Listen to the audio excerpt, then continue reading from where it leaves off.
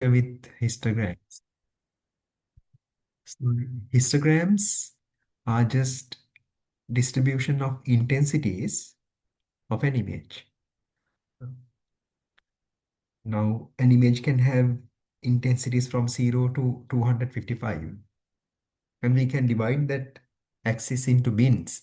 Maybe we can say 0 to 5, 6 to 10, 11 to 15, like that bins, and we can count the number of pixels in each of these bins. Now, that is a histogram. Now, you can see now this is that axis from 0 to 255. And then we consider these little bins.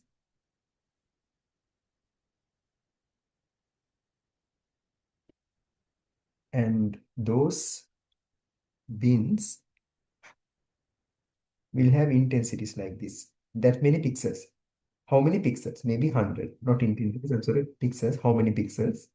And maybe this bin will have 120, like that. This is the histogram. So we just count. So you can see in this histogram is HRK has the intensity RK, some intensity. So HRK is the number of pixels that have the intensity RK. That's all. And if you divide by the total number of pixels, you can get the probability also of that pixel. So histogram that we described has L bins, that means a bin for 0, bin for 1, bin for 2, and so on, up until a bin for 255. But without doing that, we can consider bins from 0 to 4. Yeah, I think we should go for 0 to 4, right? 0 to 4, then 5 to 9, yeah, 10 to 14, and 15 to 19, like that bins. And for each of them, we can count the number of pixels that are there. Maybe like that. Up until 200, 50 to 255, that will have one more, right? So, so like that. This is the histogram. So we will do a brief exercise. Now, can you sketch the histogram of this image? Now, this is a 3-bit image. Uh, 3 bits means each pixel can have an intensity from a 3-bit number. So the smallest value will be 0, 0, 0. That means 0. And the largest value will be 1, 1, 1. That is equal to 7. So that's why the intensities that you see here in this image are from 0 to 7. So therefore, your histogram will also be from 0 to 7. So,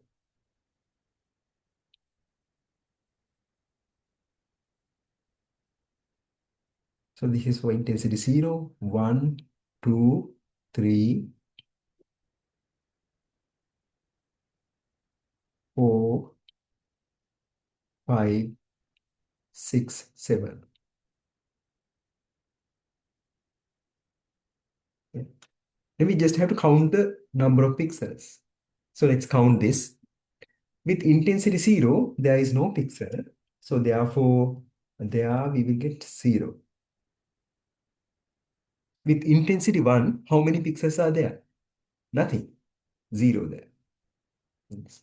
With intensity 2, how many pixels? So I can see 1 over here. That's all. So therefore, that will have a bar of height 1. Bar of height 1. Then we have to consider 3. How many pixels are there with intensity 3? This one and this one. So 2. Thank you.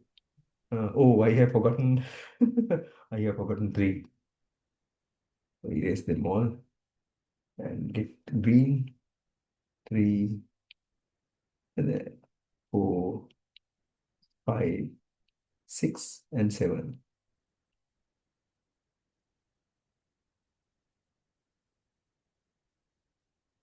Yeah,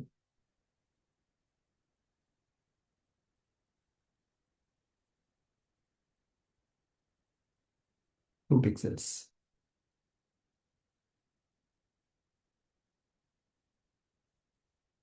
2 pixels. With 4, you will have 1, 2, there again 2 pixels. With 5, you have 1, 2, 3. 3 pixels with intensity 5. And with intensity 6, 2 pixels. Oh, 7, 3 pixels with intensity 3, 6. And with intensity 7, just 1 pixel. That's the histogram. So it's very easy to compute the histogram. Hmm. Now we can get the image properties through histograms. If the image is dark, histogram will have many values in the left region. So we saw that last time also. Now I will draw a few histograms. Okay, so this is 0, this is 255, this is 0, this is 255. So if your histogram is sort of like that, you can see many dark pixels are there. If your histogram is like this, many bright pixels. And if your histogram is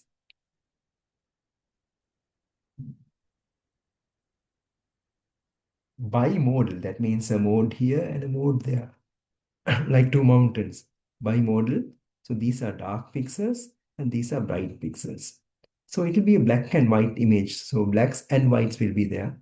But what a photographer wants is a flat histogram, like, like so, so that all the pixel intensities are equiprobably represented. Then the image is vibrant.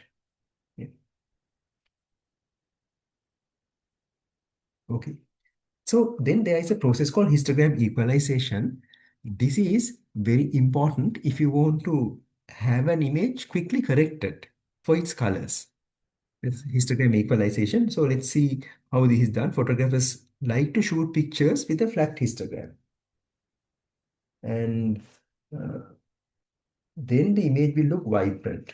Histogram equalization is a gray level transformation that results in an image with a more or less flat histogram. So our intention is to, now you have the image histogram. Let's say your image histogram is like that or something. What we want to do is to get a flat histogram. So image intensities from 0 to 255 are sort of equiprobably represented. All the intensities are there. For a color image, all the colors are there. Uh, we can take an image and make its histogram flat by using an operation called histogram equalization. Let's look at that operation now. So I will give you the equation, and then the proof of this equation, a justification is there in Gonzalez and Wood's book. If you want, I can explain that, but let's not go through those details. Hmm. So there you go. This is the expression. Now this is our t. So we are very familiar with the t. As you remember from last time, if we have an input image and we call that f, right? And we send that image through an intensity transformation like that. These are the input pixels. These are the output pixel values. This is the gray level transformation as you remember. So that means if you specify a intensity like 100, this will show how it gets mapped, right? I hope you remember that. Maybe it'll get mapped to 130 or something. That mapping. So if we send this image to that, this is an image, okay. It will give you the histogram equalized image G that will have the properties of intensities being equiprobable. It will be vibrant. So in order to do that, this transformation T is required, right? How do you affect that T? From last time, you know, to get this G, we affect this by writing G equals we index the array T with F. That's all we have to do. So this T is a 256 dimensional array, right? 256 dimensional array. Okay. So equation is this. So Mn is the size of the image. So M rows and N columns. Mn is the size. So how many pixels are there in the image? M times N. Then L minus 1, L is 256, the number of intensity levels that are there. And you can see from J goes from 0 to K, we are summing all the intensities, right? We are summing the intensities up to intensity K. That is how we'll get the transformation T's value at K. Okay, that explanation is enough for now. And then let's see how to solve this problem. And then we will do some coding to get the histogram equalization done. One thing is there is this integration based representation also, this one. This is the equivalent continuous representation of this, but we don't have to worry about that too much now. Okay, suppose that there's a 3-bit L equals 8, 3-bit means because the maximum intensity is 7, so therefore number of levels in the image is 8 of size 64 by 64 pixels. So since it is 64 by 64, M is 64 and N is 64. 4096 is the total number of pixels, has the intensity distribution shown in table 4, where the intensity levels are in the range from 0 to L minus 1, that means 0 to 7. Carry out histogram equalization. So we'll do a manual histogram equalization calculation here. So you can see here, uh, for each of these intensities, for example, intensity 0, how many pixels are there? 790. Intensity is 1, there are 1023 pixels, and so on. Yes. So first of all, we have to do this computation of the cumulative sum, right? This is cumulative sum.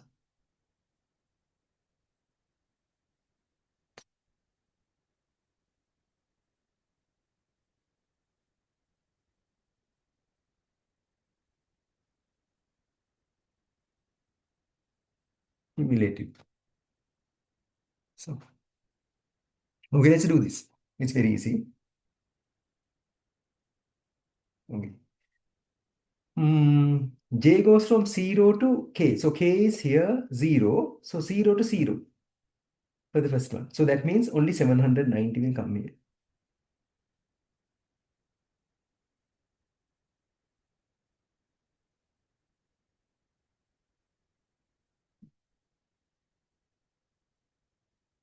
I hope you're okay. That's 9. I cannot write it there due to some reason. 790. So next one, then we have to do J goes from 0 to 1. That means both these things will have to be added. So that means 790 plus 1023.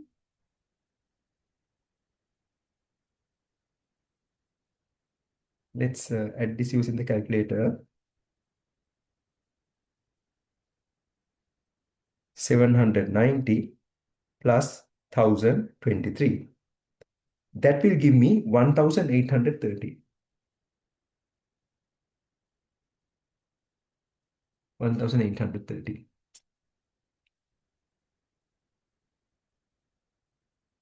Okay. Then 850 comes. That one, we don't have to add the previous two. I can add this and that for that. And that I can put here. So plus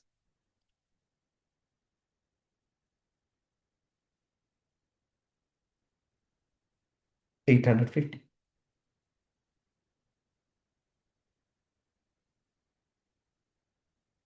So 2663.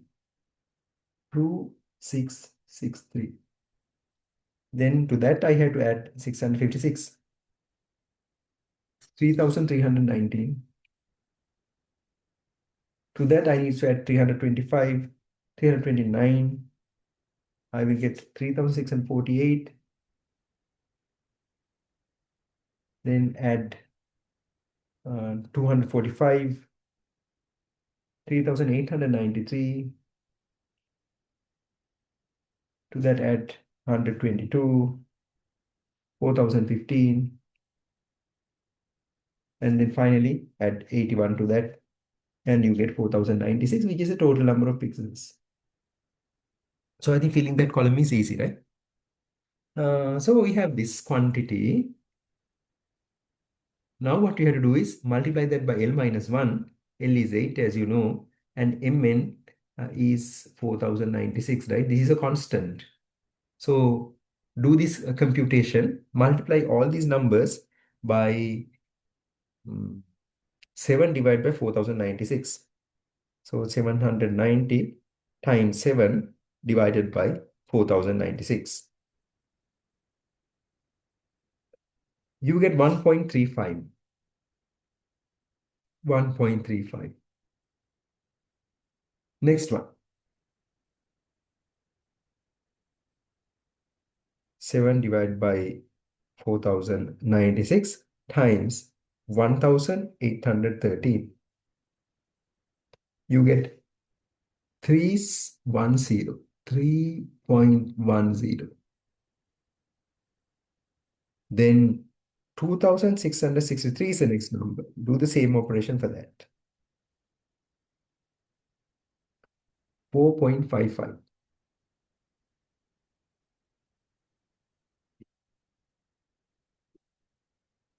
Next, 3319.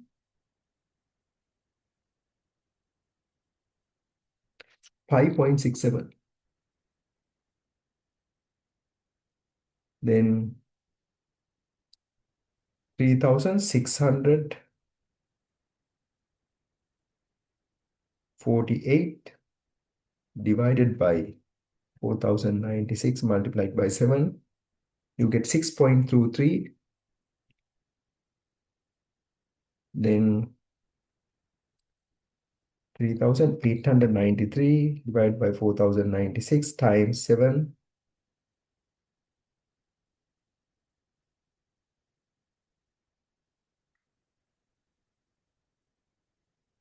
You will get 6.65. Then 4015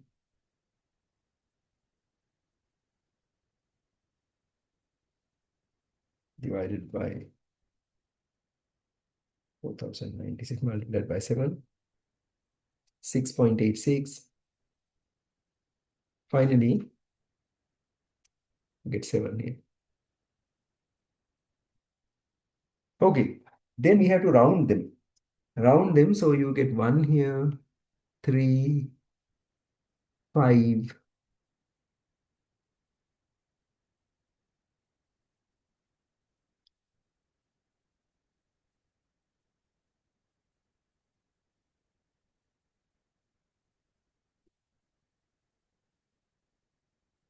3, 5, 6. Oh,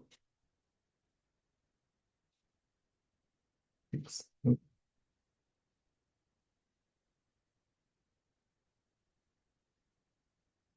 6, 6, 7, 7, 7. That's what it is. So what does it mean? This means simply that if you have intensity 0 mapped to 1, intensity 1 mapped to 3, intensity 2 mapped to 5, intensity 3 mapped to 6, intensity 4 mapped to 6, intensity 5 mapped to 6, oh, mapped to 7, intensity 6 mapped to 7, intensity 7 mapped to 7. This is my T. So if I want to write T here, exactly this T, right?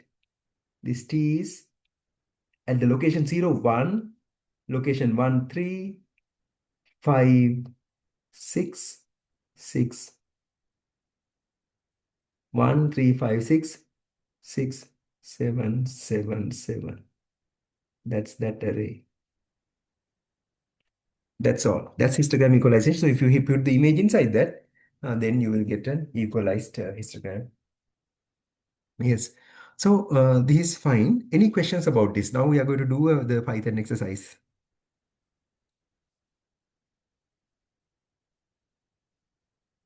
Yeah. Okay. Then let's do that. I hope you are okay. Uh, uh, Actually, I have the correct answers also written. Yeah. Okay. So this is what we want to do, to take the shells image and then do the histogram equalization. Yes. So for that, I need to upload the shells image to your Moodle page, because that's a beautiful image and you need that actually. It's a beautiful image. It's from Gonzalez and Wood's book. All right. So in the images folder, I will upload the shells image. As a bonus of participating in this class, you are going to get this uh, beautiful collection of images that I have collected.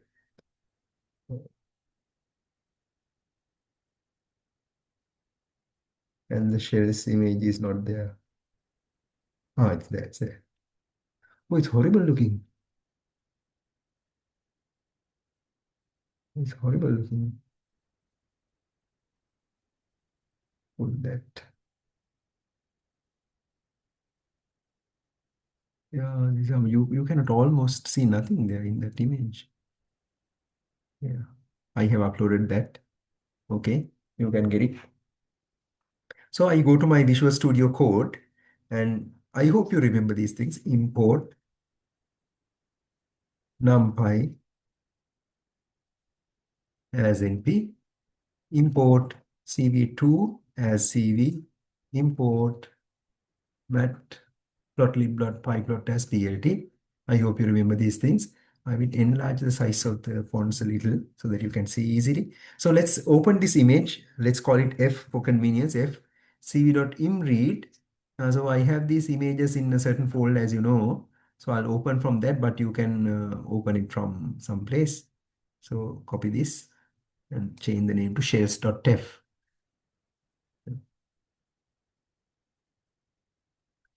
Shells. So TEF is a lossless file format. Okay, that is okay. I don't know what this mistake is. All right, then we have to always assert if assert f is not none. That's enough. Yeah. Okay. I want to get rid of this thing. Otherwise, it's annoying, right?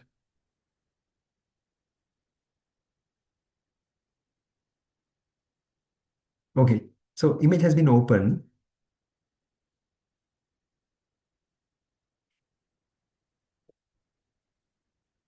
Okay. Hmm. If is not, if cannot be shares dot if is not the right image, perhaps. So the name of that image is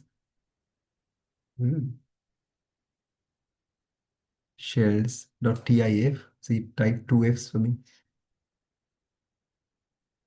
Okay, done. Image has been opened. So to do the histogram equalization, I need to construct T. So I need to extract the size of the image, M and N, right?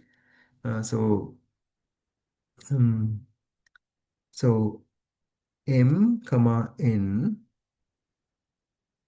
M comma N. I'll use the same notation, equals F dot shape 0, comma F dot shape 1 to get the shape of the image. So let's print M and N, print M. Hmm. So it's a 500, size of the image is 500 in height. We can open that image and see. Uh, by the way, to open these kind of images, GIMP is okay. Otherwise, you can use this program called Irfan view. It's a good program for image reading and so on. Yeah, this is the one. So you can see this image. If you take the image properties, you will see that it's a 500 by 500 image. Yeah, that's why you saw m is equal to 500. N is also 500. That's fine. And L I don't have to, I know that it's 255 because it's a U int 8 image, right? That's fine. So now I have to write my T. This is the thing. Okay, I'm going to write a comprehension again. T equals np dot array. Okay, I'm going to write the comprehension now. Comprehensions are written in brackets.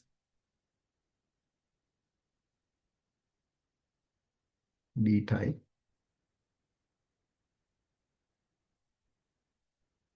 U int 8, comprehension.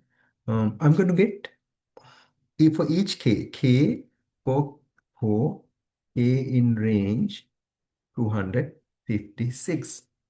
Yeah, I do need just k, but let me print t after this. So you can see t starts from 0 and goes until 255. So I know that 256 values are there. That's good. But I do need to do that operation. Um, this cumulative sum is required. So how do I get the cumulative sum?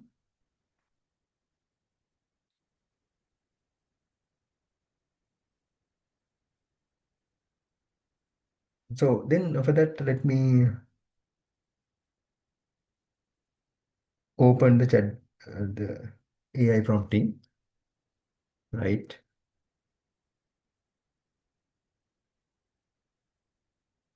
Cumulative histogram.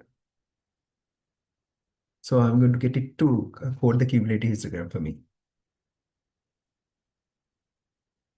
Not giving. I don't want to think now. Try to get it. It's not giving me that. Okay, so I will prompt it properly.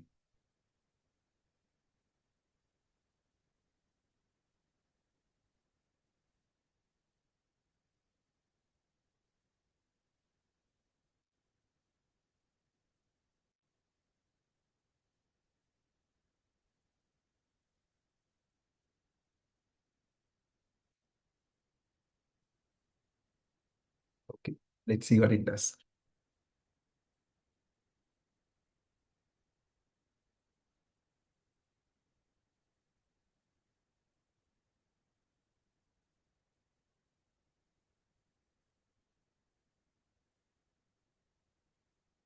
Okay, it put too many things. So this I don't even want. They put unnecessary things also. So it says hist bit count min length 256. So, okay.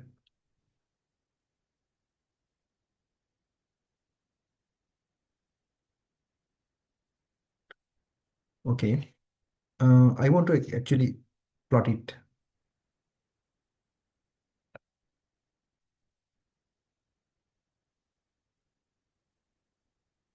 Cumulative histogram.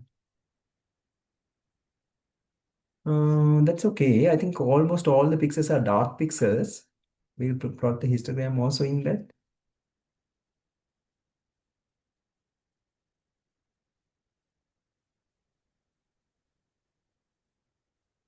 Okay, let's plot the histogram also. So, oh, all the intensities are here, and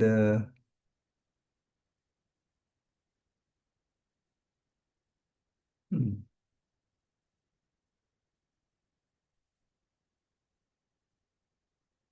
it's that dark, right?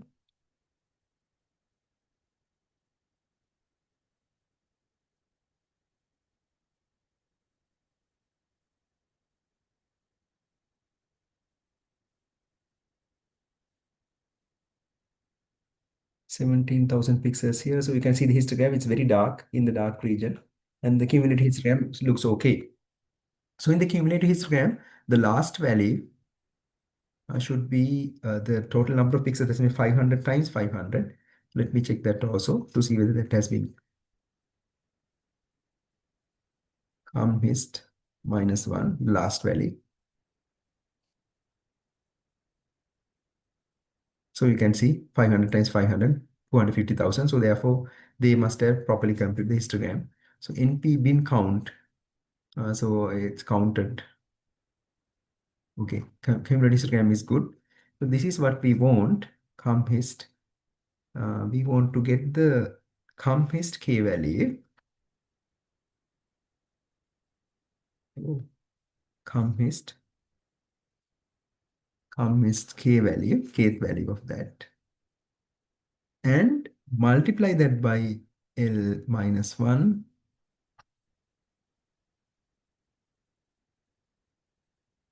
1, and divide that by Mn.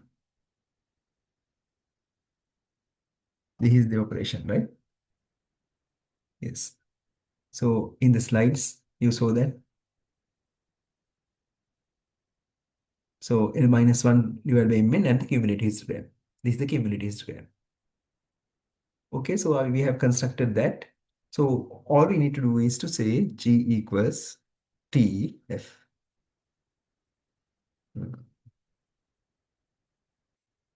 Plotting, okay, now it's okay, prompting.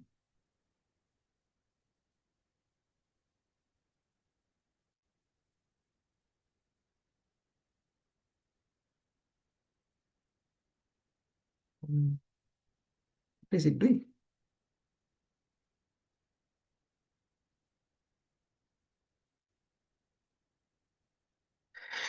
I wasted my time. This is not what I wanted.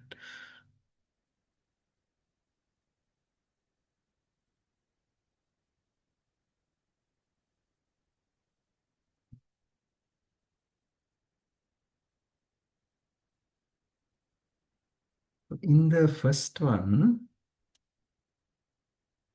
in the zeroth axis, I will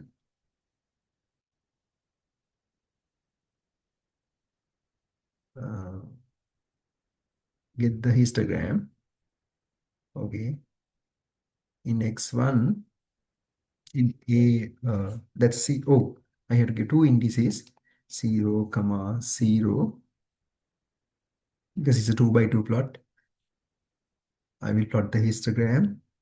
In 0, comma 1 plot, I will plot the histogram of G. um, Histogram of G is hist G. Yeah, this is what it is, histogram of G. Shall we call it histogram of F?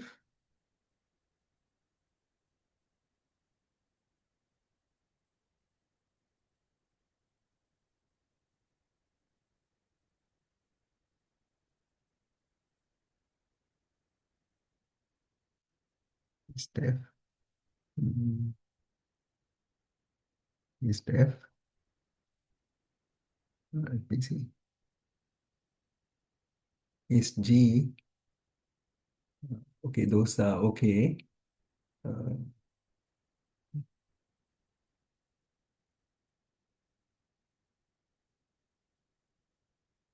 histogram of F.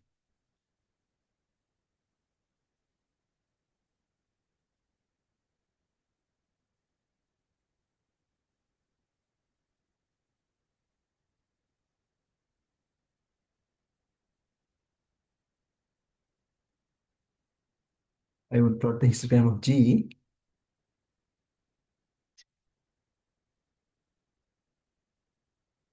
G. Then I want to print the original image in AX1, 0, in show F color map gray, original image, that's okay. But you know that the Vmin and Vmax are required, 0. That's okay. This prompting is okay. And then in the last axis, I want the G. Yeah, that's all. plt.show.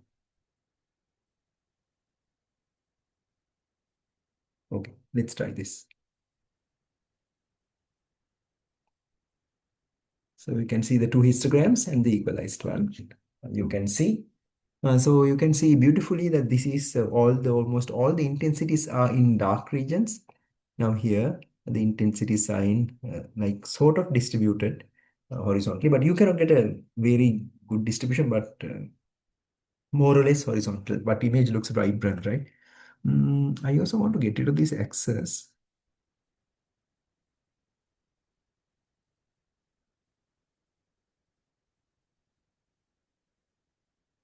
Axis of yeah, yeah. Now it's nice, right?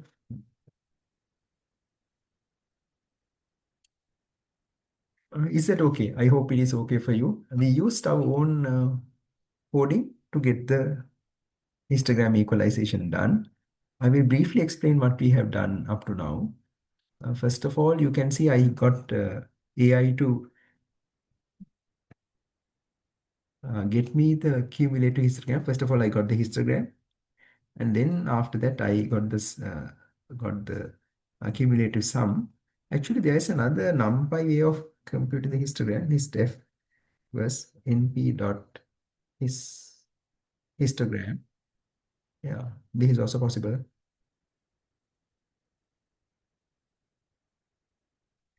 Let's do that. Yeah, it's the same thing. It's okay. So let's use this one. I think that one is more comfortable with that rather than this one.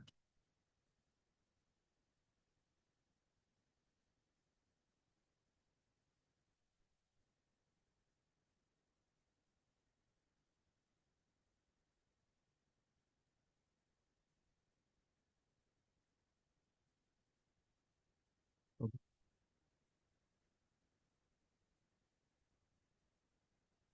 So I'll give you a few minutes to do this histogram and the cumulative histogram. Cumulative histogram of F, let's call it F also.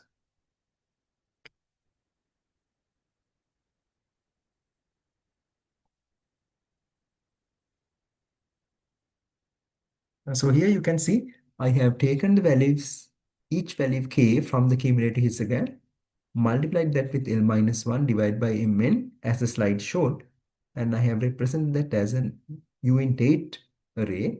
The shape of T is what? Shape of T is 256. T dot shape. You can see it's a 256 array because there can be 0 to 255, 256 values. Okay. So I think it's a beautiful exercise. Get rid of these lines so that you can see the full screen view. Yeah.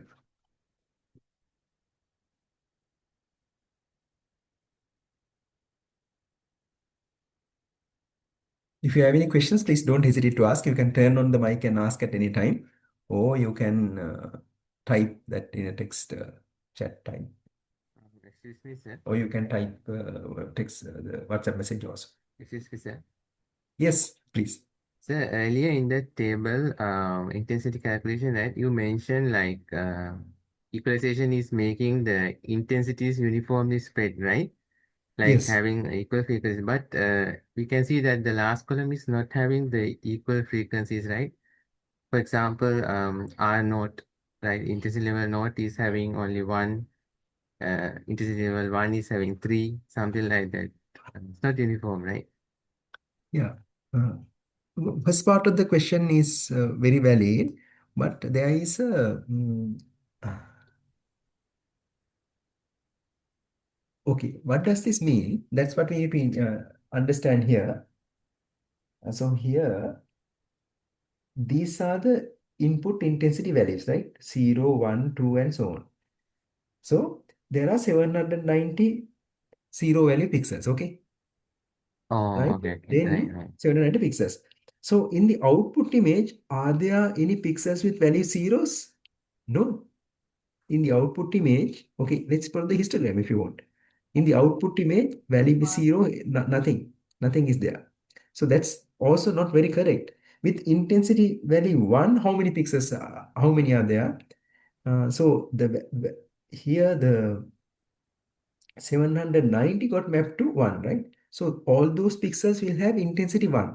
So therefore, the number of pixels with intensity 1 will be 790. Then 1 has mapped to 3, intensity 1, intensity 2, no pixels, nothing. With intensity 2, mm, with intensity, okay, these pixels have intensity 3. So those pixels are uh, the values that had intensity 1, that is 1023. With 3, there will be 1023 pixels. Then with intensity, these are pixels that have intensity 5. Those have resulted 850 of them. So this will be 850 with intensity 5. Uh, okay, I forgot 4.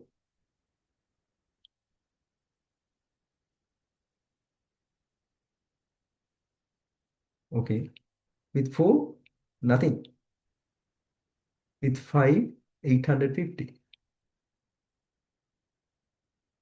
Then with intensity 6, there are two rows here. So therefore, this addition, 656 plus 329, that is 970, 985. Can you see that? Yep. 985. Yes, sir. So you can see these are not the number of pixels, but they are the mappings. So to count the number of pixels in the histogram, we have to do a reverse mapping and find out. Oh, okay. Yeah, it's not easy. It is not Okay, easy. okay. So with intensity 7 in the output image, there are all these are there with intensity 7. So 245 plus 122 plus 81. So that's that you have to do. So it is like you can see more or less horizontal, but not exactly horizontal. You get a horizontal one when you have very large number of pixels. Okay, So thank you, sir. Yeah. that's what you see here also. Like you see like some intensities are missing, right? This happens in the histogram equalization. I hope that is clear to you. Is that okay? Yes, yes. Thank you, sir. Yeah. Yes. Yeah. Okay. Thank you for that question. I did not explain that point clearly, I think. Okay, so here you can see we manually did this computation. Now we are going to use OpenCV functions to do the histogram equalization now.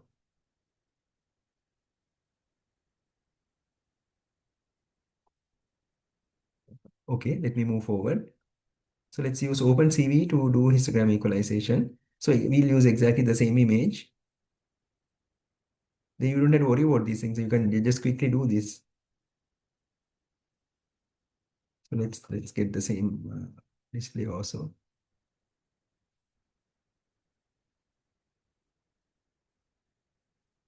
G equals CV dot equalize his f. That's it. So this is also there. So to display them, I'll compute the histograms like this. Um, hist f equals CV dot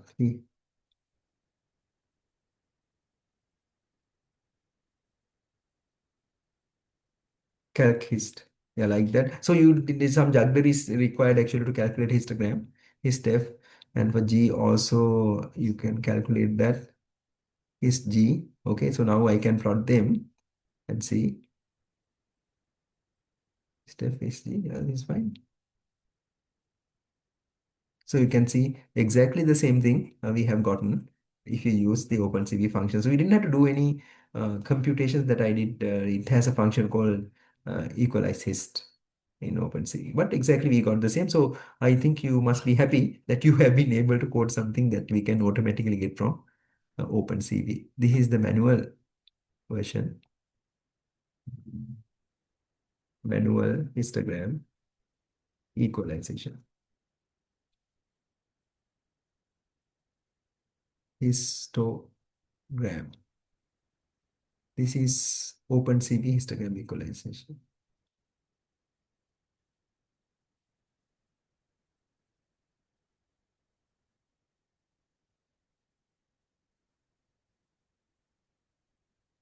I don't know why you type an R there.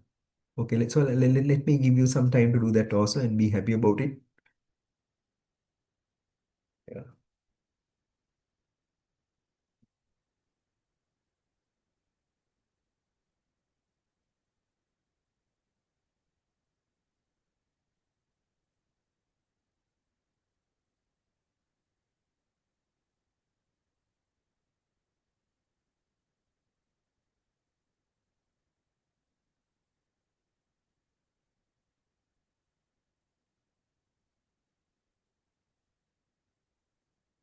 Yes. If someone needs more time, I can give. Otherwise, you're okay. So can you share the Python file with Of course, I can share the Python file with you. So for the time being, shall I put that in the chat? After this, I will share the Python file because the file will become longer and longer. Mhm.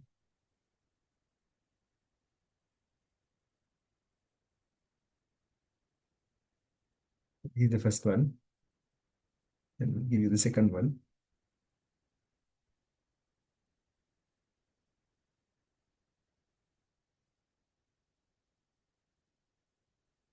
Sometimes this WhatsApp does not respond fast enough.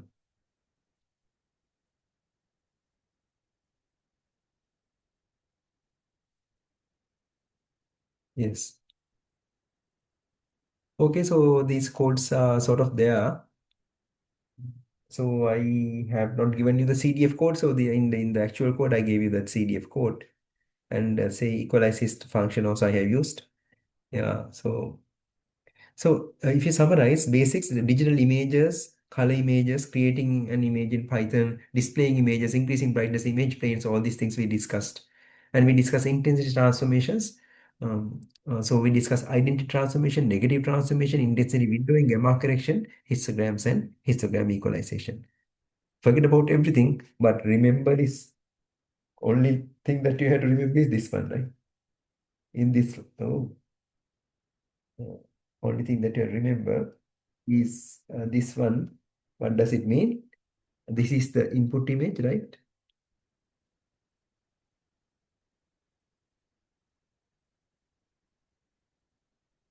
And this is the transformation,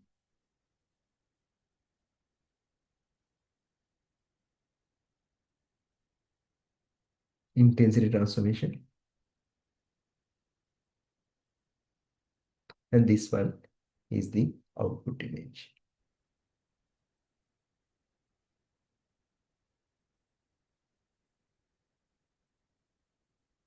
So these operations just affect the intensity. They do not move the pixels around. Oh, neighbors do not affect the resulting pixel. Okay, so I hope that's okay. Any questions? All right, then we'll go to the next lesson.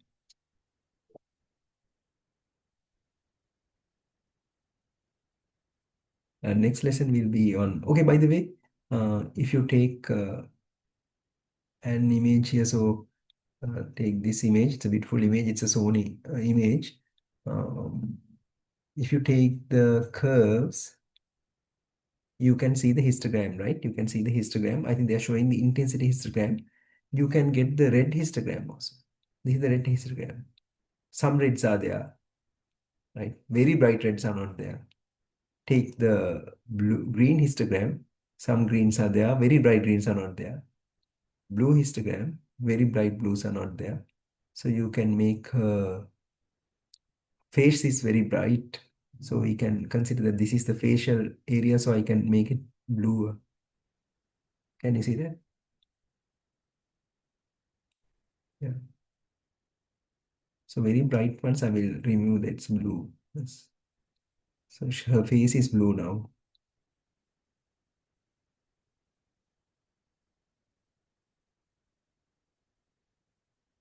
I hope that these are the facial pixels. I don't know whether these are the facial pixels. You have to sort of know where they are. I think those are the facial pixels. Yeah. Her jacket also has a color, kind of same color.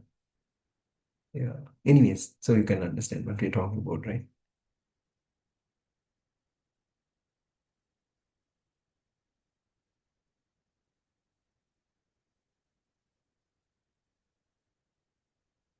Okay, now let's understand spatial filtering. That's the next lesson. It's very important to understand this. We will understand the convolution operation here. If you have done signals and systems, this operation is the same convolution done in 2D. Also, this is the basis of the convolutional neural networks that we will do at the end. The convolutions happen, so you need to understand what convolution means. But these are extremely important to get rid of noise and so on. So blurring, adding blurring, removing noise, doing different kinds of filtering, all these things are done using what we are going to study now, spatial filtering.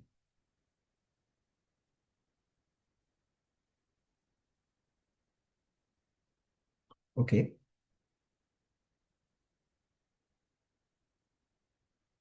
So when we studied intensity transformations, we saw that you have an input image, so we can call that F, and you have an intensity transformation represented by some function like that. This we call the T, right? T. So these are the intensities from 0 to 155. These are output intensities from 0 to 155. And we send the input image to that. And then you get a resulting output image. We call it G, that will have some other different property. And all these things are decided by how this T has been shaped. The way you apply that is G equals T and G, TF. So by controlling T, you can achieve a multitude of beautiful effects. So one more thing here is, if you take some pixel here, some pixel here, the resulting value of that pixel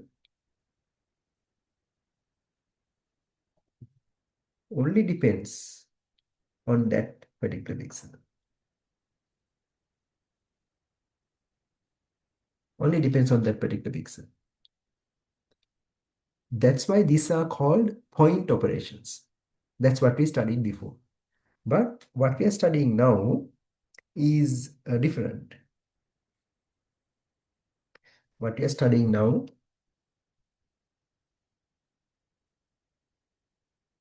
for an input image, which we can call F, and for the output image, which we can call G, to get a particular pixel value here in the output image, we not only consider the particular pixel of interest, but we consider its neighborhood. Maybe a 3 by 3 neighborhood like this. Can you see that? All the pixel values in the neighborhood have something to do in deciding the resulting value there. That's why they are called spatial filters.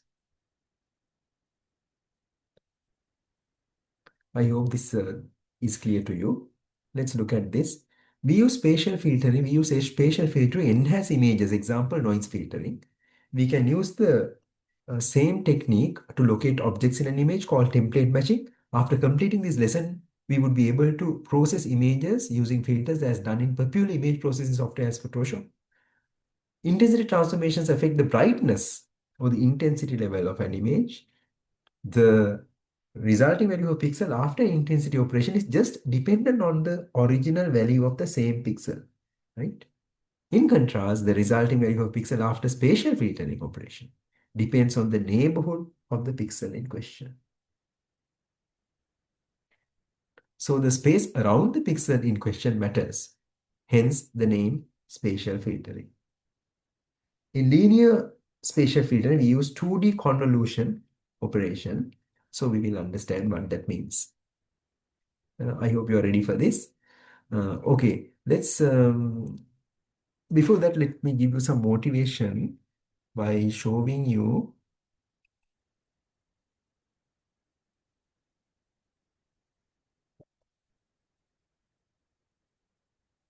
uh, what we can do with that. All right, so now if you get filter, you can, for example, add noise. We can add RGB noise, spread, disturb.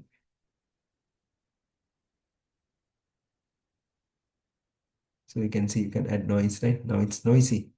Image is noisy. You can do different kinds of filters. For example, filter, enhance, um, high pass filter. So if you high pass, you can only get the edges. Can you see that of the image? This is a large image, that's why it takes time. Yeah.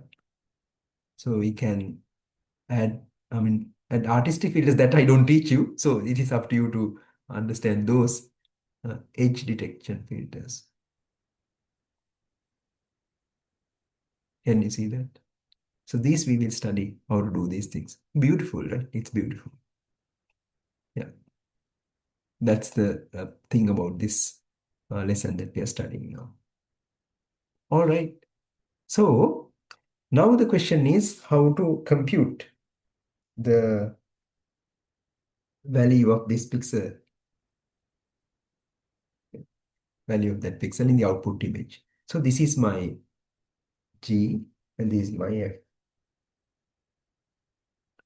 So we locate a 3 by 3 window, for example, we call it a kernel, a window, a mask or something. So this is a 3 by 3 one. So windows can be 3 by 3, 5 by 5, 7 by 7, and so on.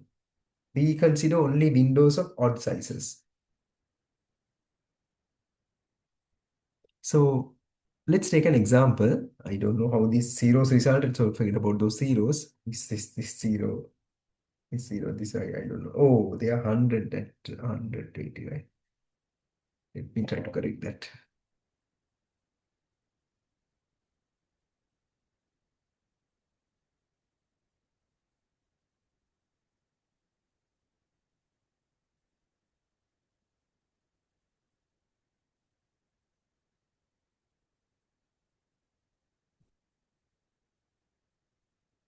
Okay.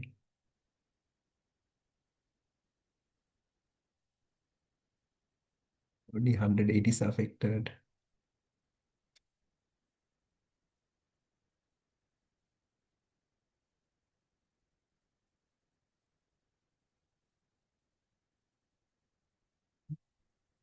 Sorry about that. So you can see these are animations that take time to do that. Okay, here consider this is my filter.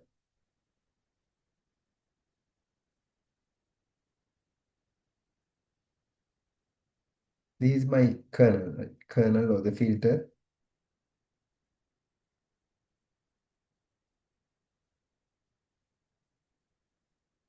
Kernel, or we call it filter, or window or so on. So all the values in this one, you can see 1 over 9. 1 over 9. Okay. So what you do is we keep the filter on top of the image like this. And that will give me the value here. That's where the center of the filter is located. Now you multiply the underlying pixel values with the value of the kernel. So it's 1 over 9 here, right? This pixel will be multiplied by this number 1 over 9. So when you multiply 180 by 1 over 9, you get 20 and you put it at the center. I hope that's correct. Now you move this window to the right, like so. Now what are the pixels that are there? Non-zero pixels, 180 and 90. 180 multiplied by 1 over 9, 90 multiplied by 1 over 9, and you add them, you get 30. In the next location, what will you get?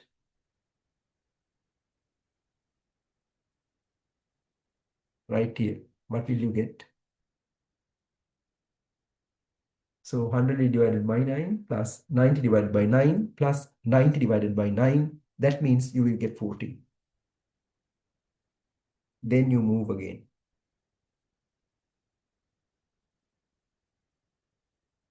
You will get 40. Move again. You will get 40. Move again to the next location. You will get 30. That's all for that row. Then move to the second possible row. Now you have 180 and 180, 40. Then move again. So all the numbers I have put, I think that's okay.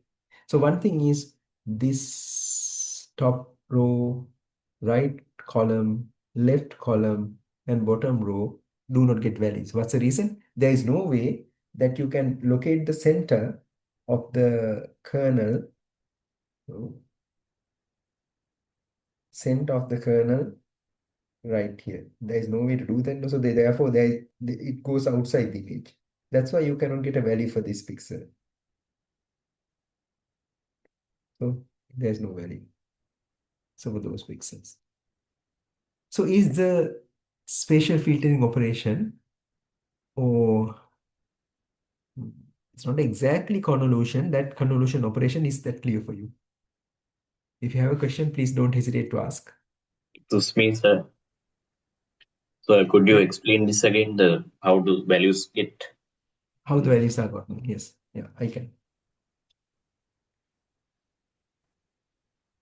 get rid of this.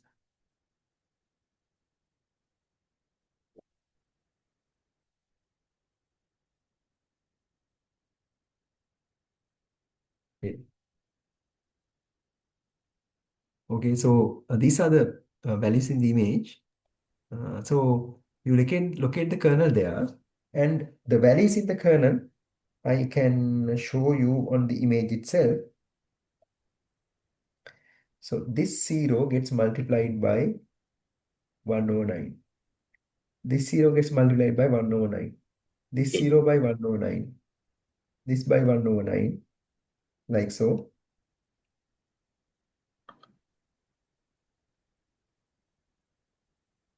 Like so. Why 109? Because those are the values in the kernel. Yeah. Yeah. And then you add them. Sum. Yeah. So 0 plus 0 plus 0 plus and so on. And finally you get 20, right? Because of this 180. That's the Yeah. value that you get at the center. Okay. Yeah, that's how it is. Then you move to the next one. Those values also you multiply by 109. 109. Yeah. Why? Because the kernel has all 109s. So that's the thing. So this kernel has 109s, but you can change them. That's how you come up with different kinds of filters. There you get 30. Because 180 times 109 plus 90 times 109, that will give you 30. When you add them, because multiplying zeros, you'll give results, zeros, right? You don't have to worry about them. Yeah. Yeah, yeah. I hope that's clear to you now. Yeah. So the kernel, the 109, the values change means we can change like the filter of the image, something like that. No? That means. Yes, the Um, kernel values can be changed. And how should we change them? That's a part of that's the purpose of this lesson. okay, sir. Yes. Thank you. The questions. Can you share the Python? Noise is multiplied by the same factor, no contribution to the filter noise. Okay, if there is noise, the image's pixel value would have changed. So noise can only be represented, maybe you have just one there in the image pixels, maybe you have just something like one here, two, three, 180 will become 181, like that noise will be added. So those are taken into the consideration when you're filtering. So noise is present in the image only in the values of the pixels. That's an important question. Okay. So I hope that this operation is clear to you. Now, as you saw, there is a problem of the kernel not fully overlapping. So there's a problem at the boundaries. So if to control the size of the output, we need to use padding. Output is smaller than the input if we only locate this kernel as it fully overlaps with the image. Like so. Here the kernel is designated as F, not the image. And then output is the same as the input if you let the kernel center overlap with the very corners of the, be located in the very corners of the image, then of course you need this kind of padding. You put zeros or something all around the image. Put all zeros. Otherwise, you can think that the last pixel of the kernel should overlap with the last cone of the image, then output will be larger than the image. So these kind of things can be done. For example, you see in this image, you have padded the image with zeros, that means black, and then you filter out the image, and then you cut the outside value. So like that, there are different kinds of things that you can do. I will not go through them because they are not so important. Yeah, okay. Now let's do this. All right.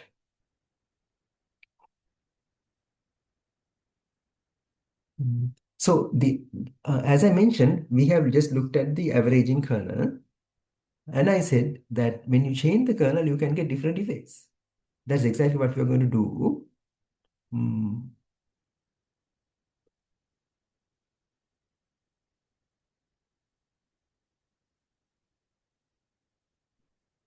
So here I have shown you two kernels, Sobel vertical kernel and Sobel horizontal kernel. Now the thing is this. Uh, if you take a kernel, uh, it is a set of numbers. So there are 9 numbers in this one. I can represent those nice 9 numbers as a vector in the 9-dimensional space, let's say. A vector in 9D space.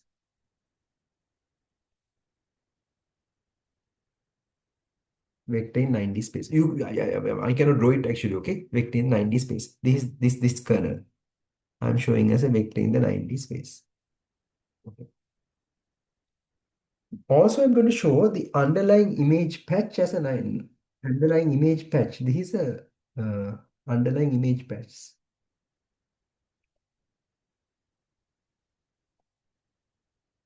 Image patch as a vector in the 9D space.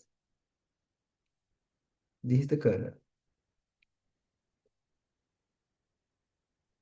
Kernel and the image. So this is 9-dimensional space, okay? So these vectors have an angle in between them. Right? So you can see we place the kernel on top of the image and we multiply the underlying pixels and we sum them. That operation is like, do you remember that it is actually the dot product? So if you have two vectors A and B, and this vector, okay, they are 9-dimensional numbers. Let's, for the time being, let's consider 1, 2, 1, and all others to be zeros for the time being. And B is 0, 1, 1, 0, 1, 2. All are zeros, let's say. How do you get the dot product between those two? Multiply corresponding numbers and sum, right? So that means 1 times 0 plus 2 times 1 plus 1 times 2 plus all others are zeros because I consider zeros, no? 0. Then you get 4. So dot product is like that, element by element multiplication between two vectors and summing. That's a dot product. So from your mathematics, do you remember the formula for dot product? It is equal to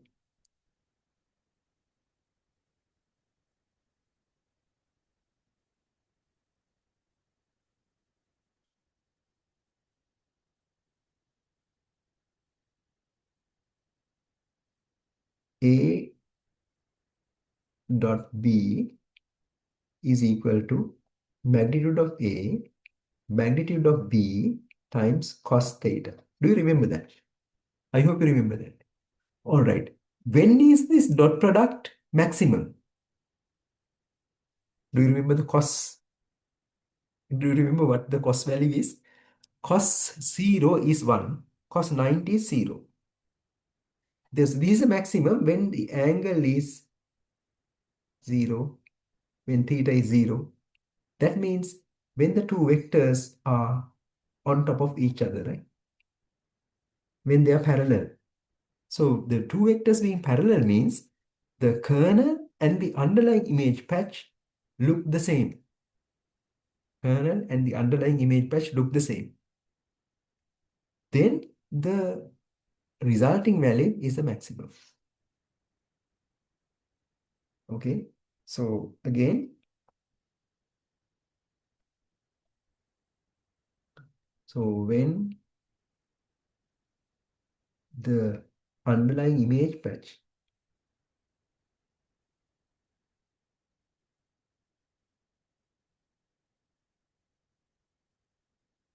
looks similar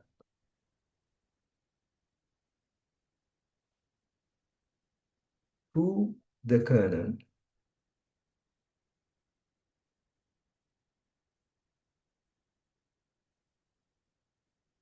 the convolution output, actually it's not exactly convolution, I'll show that later, is maximum here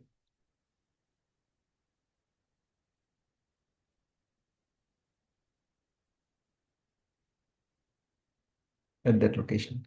So what that means is when you're running this convolution operation, kernels look for image locations that look like the kernel, that look like the kernel. So take this kernel, for example, this kernel. These are minus values. Consider them to be dark. These are positive values. Consider them to be bright, dark, bright. So look for dark, bright transitions in the image. Dark to bright transitions. For example, here, there's a dark to bright transition. There, the output has been large. Can you see that? Dark to bright transition. Yes. So take this, for example. It will look for dark to bright transitions in this way. In this image, consider that dark to bright transition. Maybe here you have that dark to bright transition. So see, can you see the output is large there? Dark to bright transition. Output is large. Can you see? All right. Now what you see is in this convolution operation of spatial filtering, we look for places in the image that look similar to the kernel. Those places are emphasized. Yeah. Yes. So this is the thing. So therefore, we are looking for all the dark to bright transitions are emphasized. That means horizontal edges are emphasized by the Sobel vertical kernel, and vertical edges are emphasized by the Sobel horizontal kernel. And you see that. Yeah. So this is nice. Now, let me give you some time to ask any questions, and then we'll do a little bit of coding to run these kind of uh, filters in Python. Any questions? I'm very happy about this class. You're asking Excuse me, sir. questions. Yes, please. So when you say output is large, does that mean like the pattern is more strong, or what does you mean by output is large? Uh, okay, so the now underlying image patch is similar to the kernel. So when you multiply, uh, the dot product is large. When you multiply and Yeah, sum, but that value is from the large. image side, when you bounded it with a square, right? What does that mean? Like, is it more the pattern is more? I mean, sorry, the pattern is better than the rest of the image, or what does that imply actually when you say that? Okay, Mathematically is large, but real life. better in the sense is that the pattern looks like the kernel. Oh, The okay, pattern okay. looks like the kernel. What we So intend from the kernel that reflects better there. say it again. The Sorry, what we intend from the kernel reflects better in that place. Exactly, Okay, right, right. exactly. Yes. So thank you for that question. So let's think about this now. I think now here this Sobel horizontal kernel has been run now. So let's take this Sobel horizontal kernel and keep the center of that kernel right here. It's very difficult to draw because it's a more drawing that I had to do. So keep the center somewhere like that, okay? Even smaller like that is even smaller. So therefore, uh, when I keep it like that, the resulting value will be located there. That location is here. Can you see? That resulting value is large in this one. You can see it's bright right here. Bright means large, right? Yeah, yeah.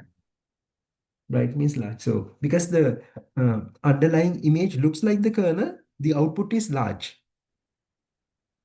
Yeah, Yeah, that's got what it, happens. sir. Thank you. Yeah, that's the important question. Okay, so this is But what we have to do. Yes.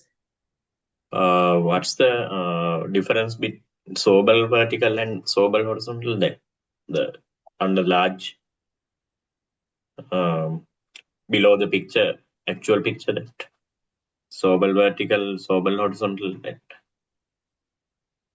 Are you asking what is the difference between these two images? yeah, yeah, Yes, Sobel yes. Yeah. vertical and Sobel horizontal. That Right. Yeah, I think I understand the question. So these are outputs. Uh, when I take the original image and if I apply this Sobel vertical kernel to yeah, that, I get this output. If I okay, apply the Sobel horizontal kernel, I get this output to the original. This is the average one. Okay, it looks like this one, so that's why this is the average one. So these are outputs. So we will be able to see that we are going to do the Python coding and we'll be able to see these things. okay. So thank you. Yeah. Okay. So now this CGD image is there. So that's that image. So first of all, we have to construct a kernel. So first kernel I'm going to construct is a NP ones 3 by 3 divide by 9. So what is NP ones 3 by 3? NP ones 3 by 3 will gives you all ones 1 1 1 1 1 1 1 1 1. Right? Bad drawing. So this one NP ones 3 by 3 will give you a kernel. First of all, it will give you 1 1 1 1 1 1 1 1 1, and because you are multiplying by 1 over 9, it will give you a kernel of all 1 over 9s. And so, yeah, that's the kernel we are constructing here. Then we have to use this filter 2D function on the input image to run. But remember there, you have to run these filters in floating point 32 dimension, 32-bit floating point numbers. Otherwise, you cannot do this. And then we are just displaying this. So let's open the CGRI image and do that.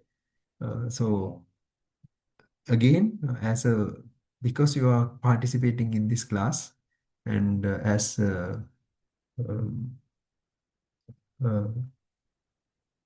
it's a great thing that you're participating in this class. I'm giving you this beautiful images free of charge. Yeah, here is the Seeger image. Where is the Seeger image? Yes. There you go. Seeger image. Yeah. Oh, it's there. Seeger image is there. So it's there. So please use that image and we'll be able to do that in Python. Okay. The exercise that we are going to do is uh,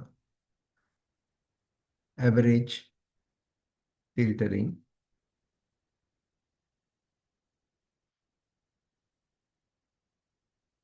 mm, Average filtering the Seeger image. Okay. So import CV2 as CV and import NumPy as NP and this matplotlib also. So first of all, let's call this fimread images cgria.jpg cgria.jpg or opening that as grayscale. Of course, we have to assert if is not none, this is not required. Okay, image has been opened. So let me give you some time to do that.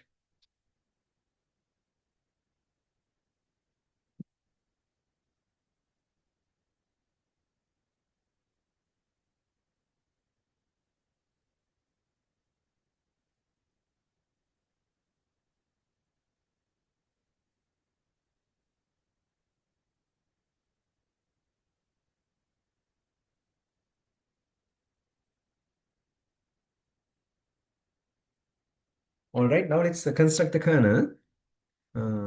Kernel equals np ones.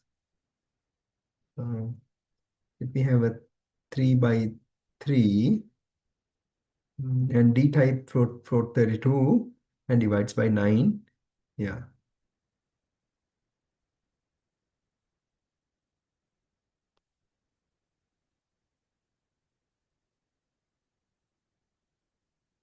Actually, this is a blurring. It blurs the one if blurred. So let me call this G. So because that convention we have been using G, the 2D. So this you can give a data type or you can put -1 and it will be taken care of. Right, so now I have to display these images. So I have to display only two images, the input and the output. Pick AX subplots, one row, two columns. Is okay. Right.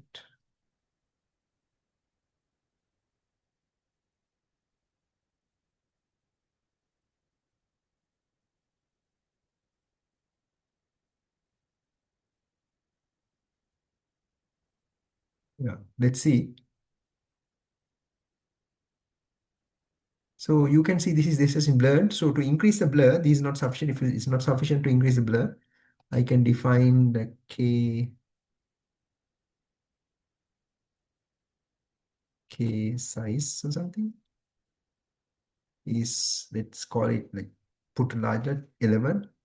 So then I had to put K size and divide by K size squared, right? Yeah. K size times K size, let's say. Okay. Yeah. So this is 11 by 11 kernel. And then you'll see the blur property. See, it's very much blurred because it's the averaging kernel. We're just averaging out. When you average, the sharp details go. It's like a low pass filter. So please do this on your own.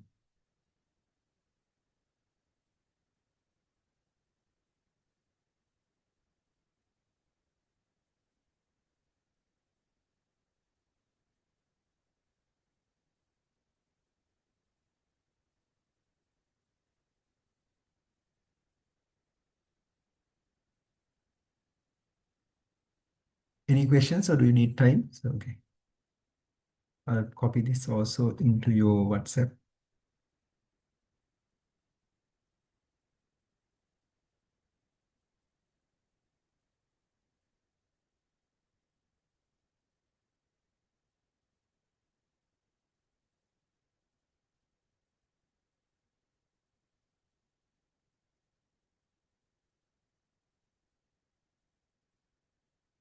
So the same thing that you can do by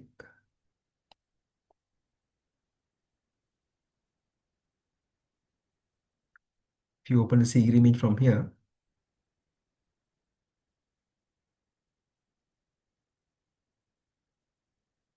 and convert to grayscale,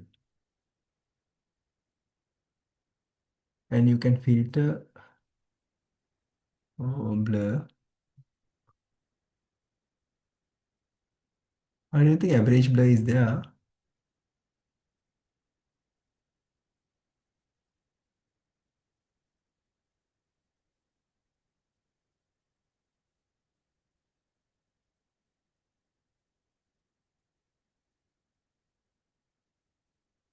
Yeah, let's apply Gaussian blur for the time being. So they have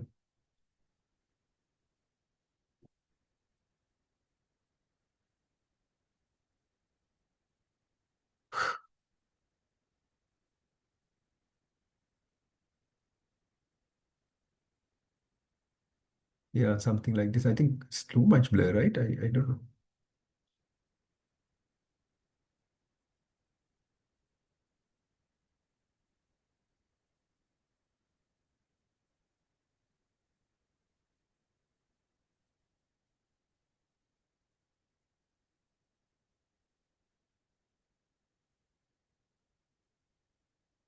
Yeah, I don't understand what these numbers are. Anyway, yeah, so those operations can be done in Photoshop. I have GIMP also.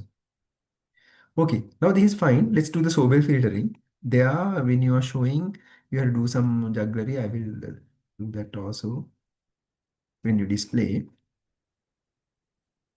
Okay, next one is Sobel filtering.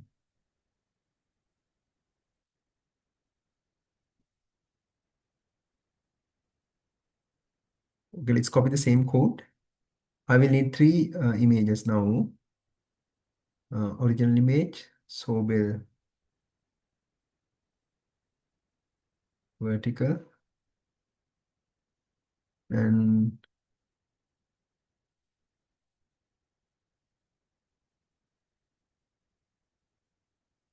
Sobel horizontal.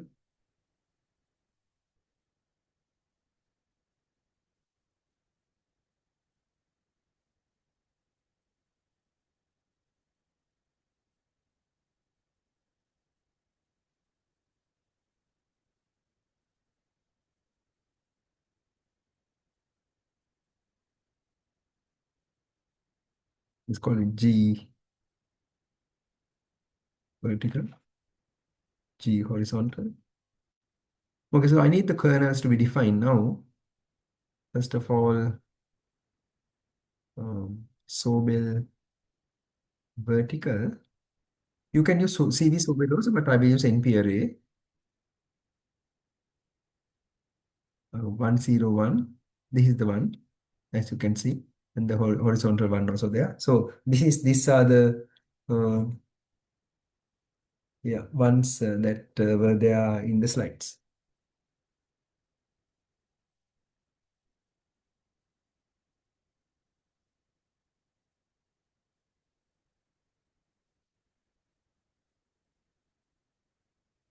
Yeah. Okay. So -1, -2, -1, 1, 2, 1. This is the horizontal kernel.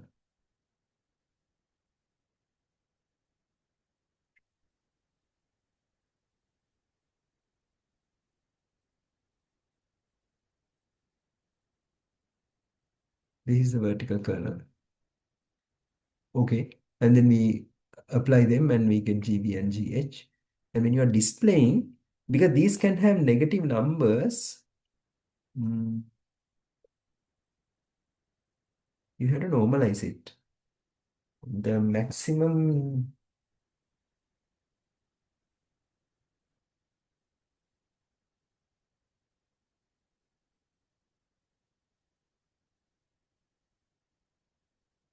so we have to normalize them.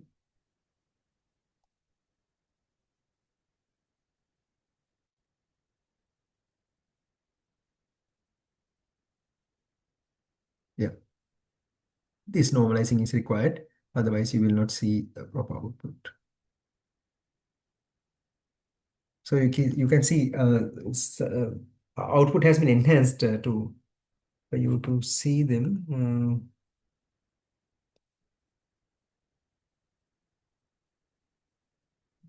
Not very happy about this one.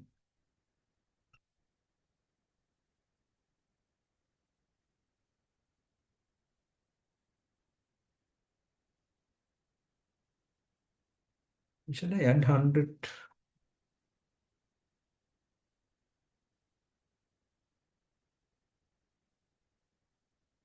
Because negative value that you can get is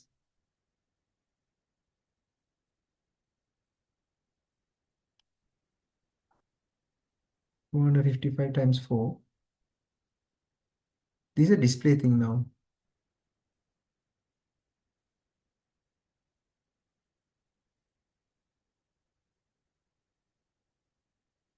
They are U integrates. That's the problem. That's the problem. As type float 32. I want them in float 32. So now you can see this effect that we want has been achieved.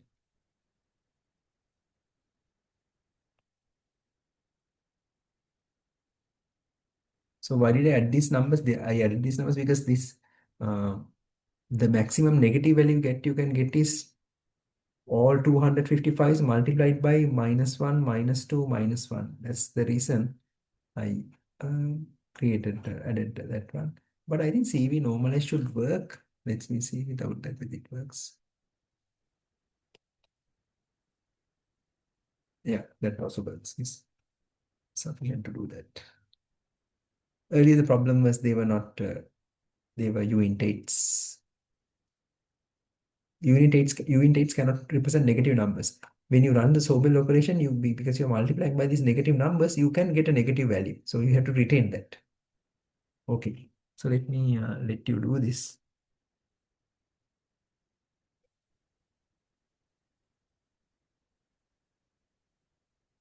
I hope it's okay.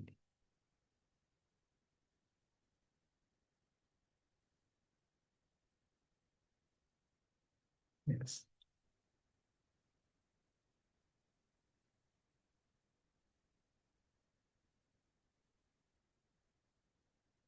You want, I'll put that in WhatsApp anyway, but please don't copy from WhatsApp and do it. So that copying is totally useless. So you have to uh,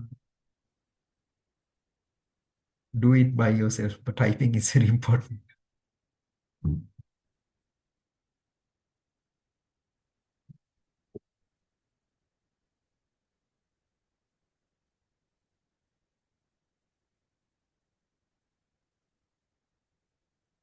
Don't hesitate to ask if you have any questions, please.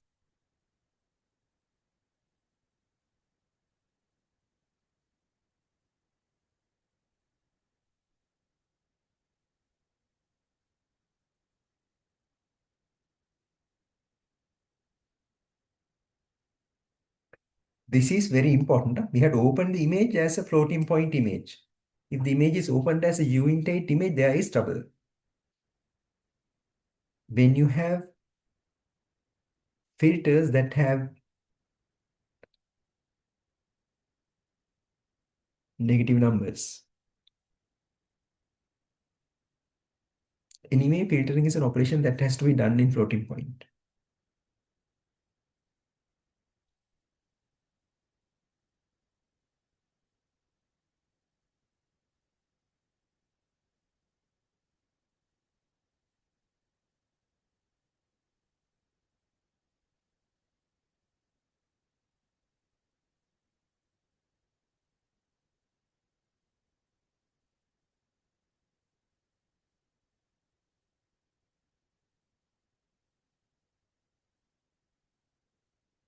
Should I move forward or do you need more time?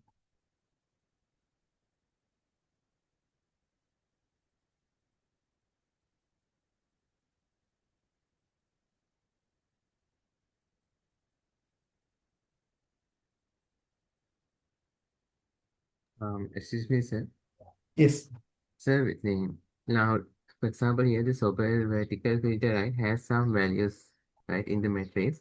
So those values are fixed for every image, or like just the filter changes from image to That's a good image. question. That's a very good question. So these Sobel filter values are fixed. They have been Okay. discovered to be able to do edge detection Right. because they look like edges. Yeah, but we can have different values to create the same edges also, right? Like from dark to bright, we can have different It numbers can also. have, but this has a name, no? This has a name, so Right, right.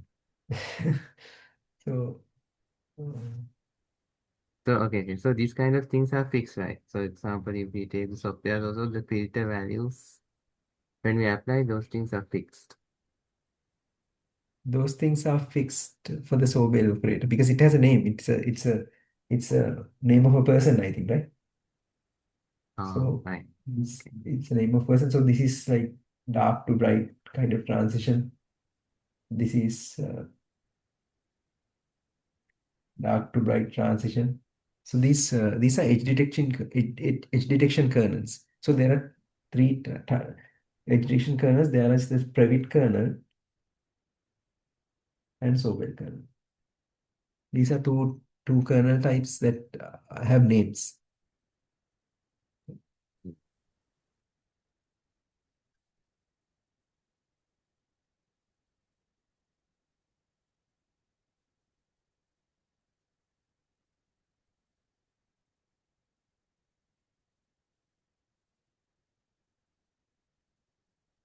Yes, okay, let's go back to the slides then.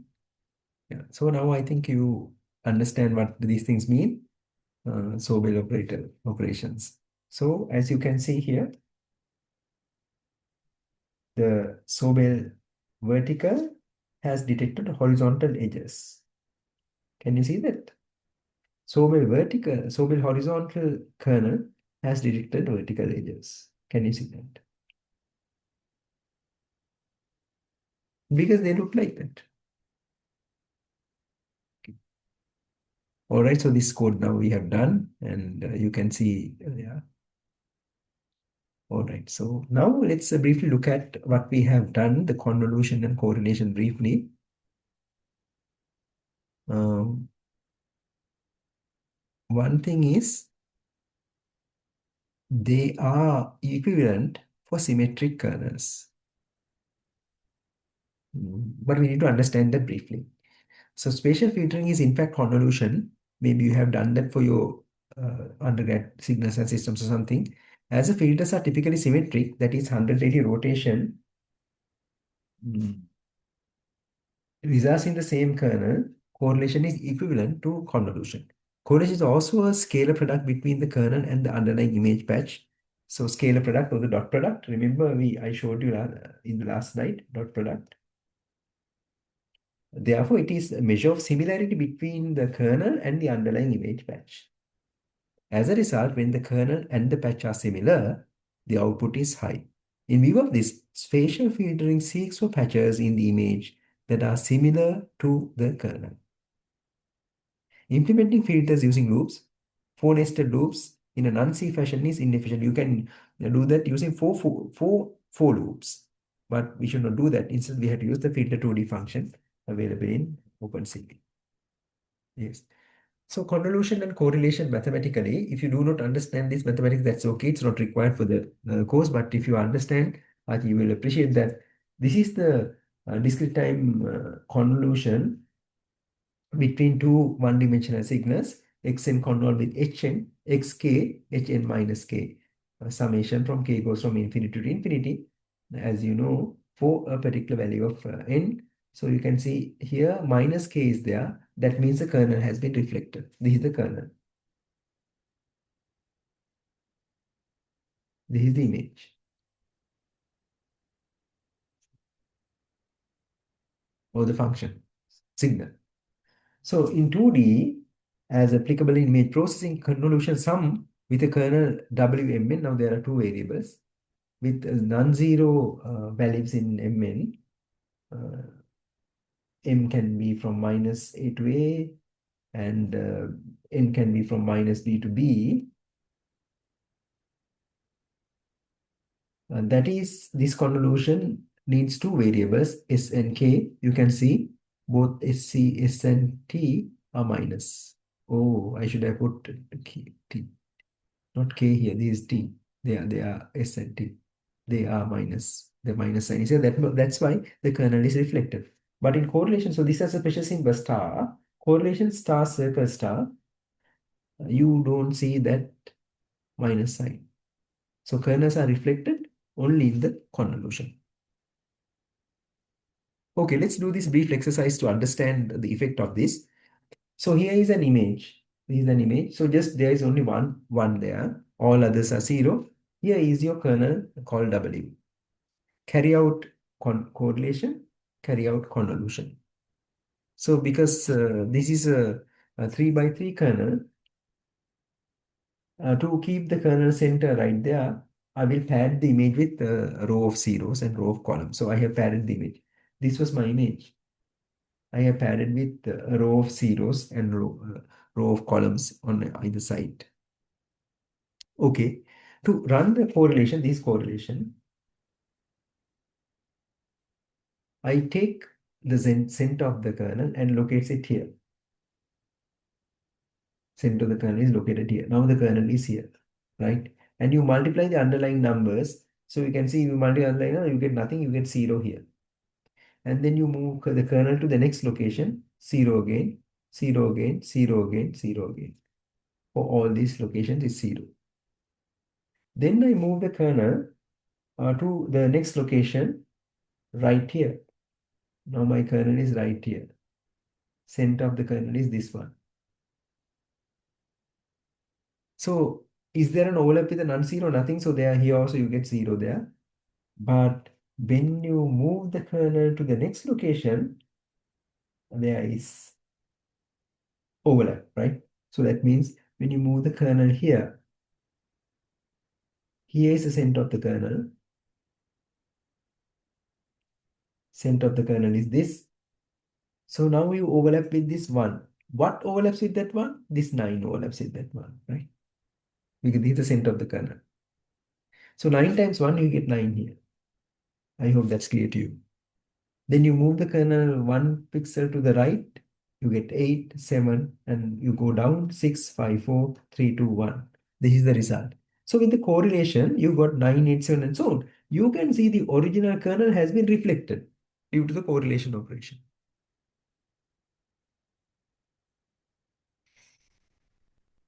This is the problem.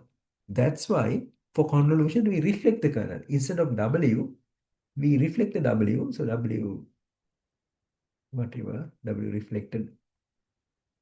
I can write mathematically, but I will not write mathematically, but I will just write W underscore something. When you reflect, you will get 1, 2, 3, 4, 5, 6, 7, 8, 9.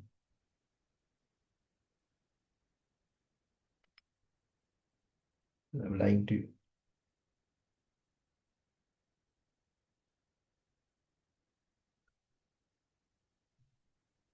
So W reflected.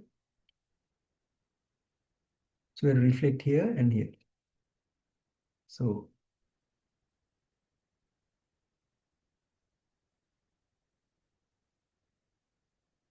9, 8, 7, 6, 5, 4, 3, 2, 1.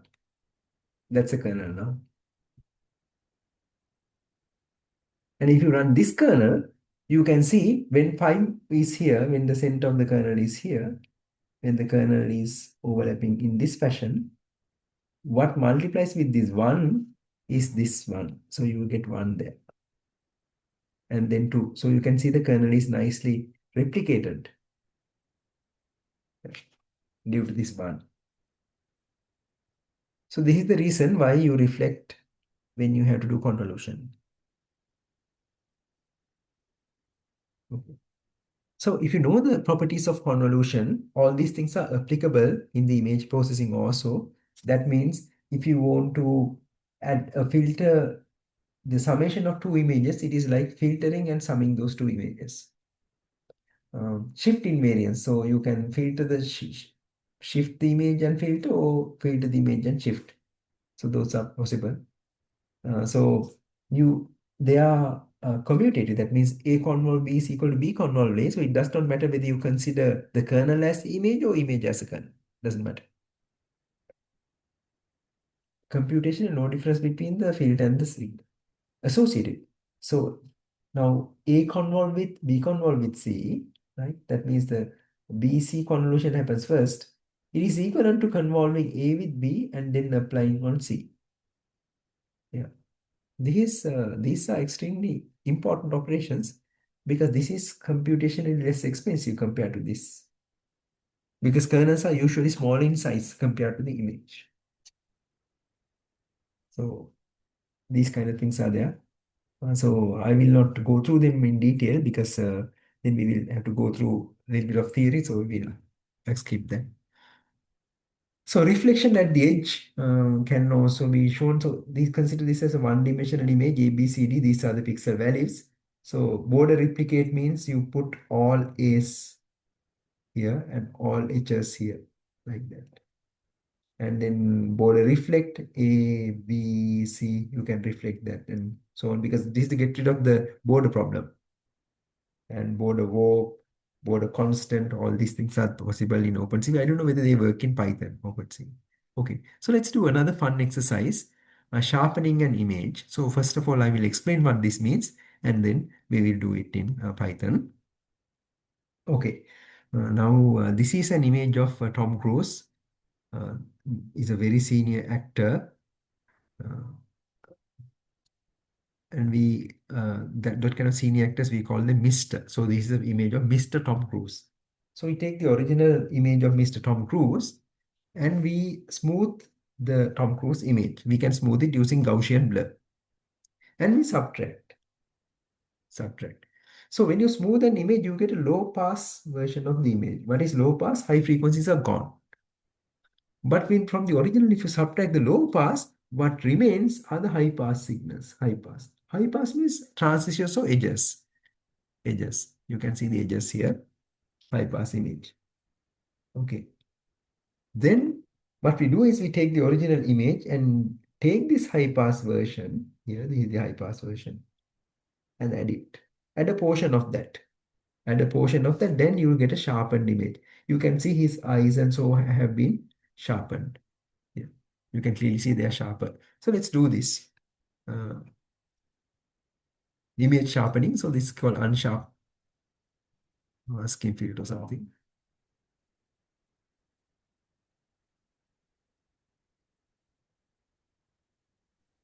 Excuse me, sir, can I ask the question? Sure, sure. So when it comes to an image, what is mean by the frequency? Okay, that's a good question. What is meant by the frequency in an image? So if you take an image, if you take a signal, just a signal, right? So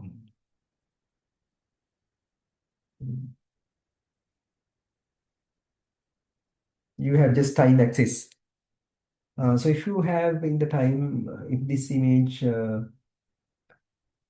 some cosine like that, let's say this is a cosine of 1 kilohertz.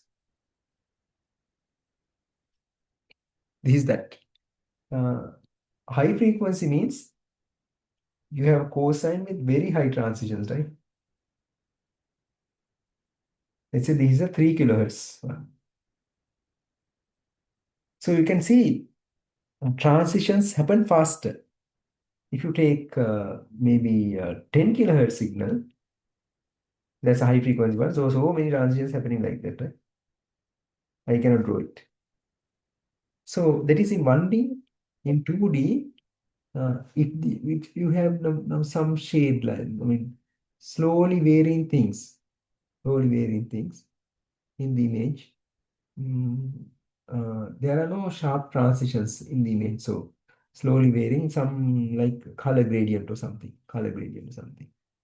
But if you take an image like this place is very dark, right? This is dark and this place is bright. That's a sharp transition. Like if you take a scan line of that image, horizontal line, if I plot, this will be dark, black, and this will be bright, right? Very high. This is a sharp transition, right? These correspond to high frequencies. But if you take a scan line in this image, that scan line, if I plot the graph of that, maybe it is like something like that. No sharp transitions. So transition from one pixel to the other, if that value is very high, that means very dark to very bright, then you have sharp transition. That is a high frequency.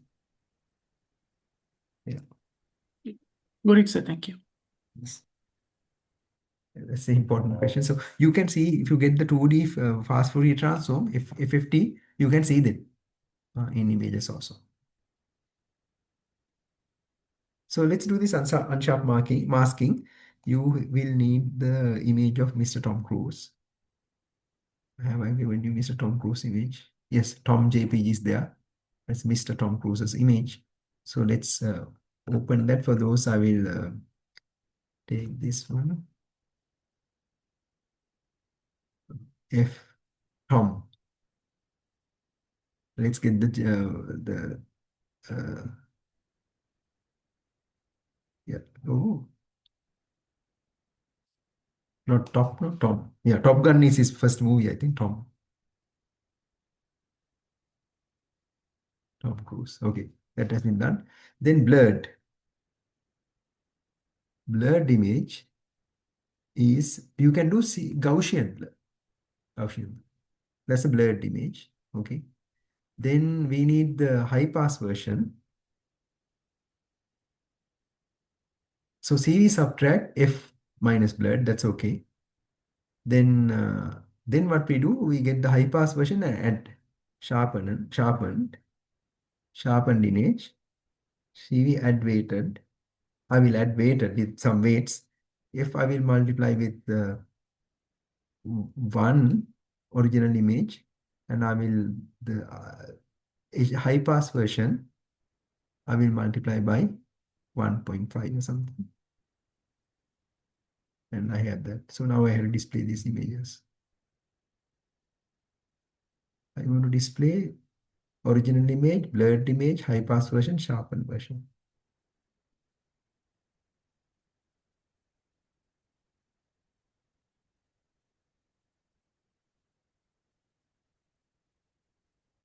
Blurred image, high pass version.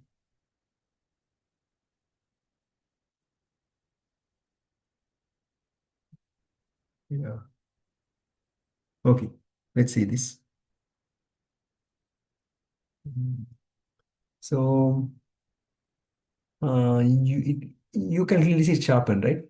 From the original image to this one, it has been sharpened. So if you want, you can add slightly more strength to the sharpened one. Then you see sharper, but it will be too much sharpened.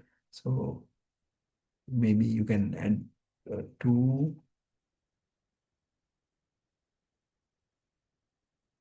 You can see it's quite sharp now. Yeah, I hope that this is clear to you. So 2 is too much, maybe 1.5. It's very simple, right? At beta means f is multiplied by 1. Let's put 1.0. And this one is multiplied by, HP is multiplied by 1.5 at beta. You can add two images. So you can see blurred images, there's a blur, clear blur is there.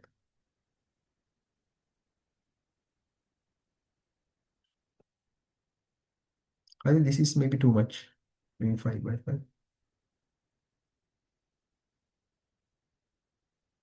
Yeah, it is sharper.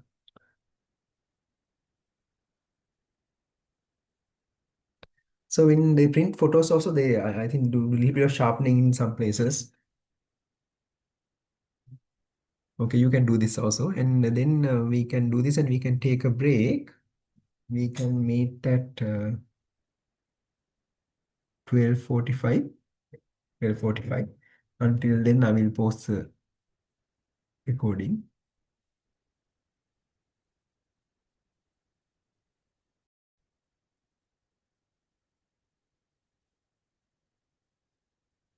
So you saw in spatial filters that the filter actually looks for things in the image that resembles that. So if you apply this filter, the white boxes like this in a dark background will be emphasized. So one thing is when that happens, there will be some kind of a blocky structure in the image that we do not have. So if you want to average, we want to use a pacified uh, filter that slowly tapers off. Now, if you take a scan line of this filter, if you plot that, so it will be like 0 here, 0 there, and this, it will have some value, right? In this area is bright. This area is bright. Dark and dark, dark and dark. So you can see these sharp transitions will be there in this filter kernel. So those kind of things will be emphasized. But what we want is are not this kind of sharp transitions when we want to average. We want like a smooth filter like that. That is called a Gaussian filter. So let's see how to compute the Gaussian filter. So when you Gaussian filter, that blockiness is gone now in the output. So let's study this Gaussian filter in detail. and understand how to construct a Gaussian filter by ourselves and filter using the Gaussian filter. Okay, this is the equation of the two-dimensional expression for the two-dimensional Gaussian filter. Remember, this is a mathematical function. This is not a probability density function. So G sigma parameterized by the sigma called the standard deviation 2 pi sigma squared e to the power of minus x squared plus y squared divided by 2 sigma squared. So as you can see, when sigma is large, the kernel spread is enlarged. So you can see this is a color coded representation of this kernel. So usually not usually, we have to compute this kernel and divide by the sum of the kernel to make the value sum to 1. So this constant therefore is usually not required because we are anyways dividing the kernel values to sum to 1. So this, as you know, has infinite support. What that means is it will never decay to 0, but it looks like that it decayed to 0. So therefore we have to consider a certain support for this filter. We will consider that later. So before do that, let's implement this filter. So remember, it's uh, 1 over 2 pi sigma squared e to the power of minus x squared plus y squared divided by 2 sigma squared. That's what we are going to implement. Okay. So, and we'll be able to see the 3D one also.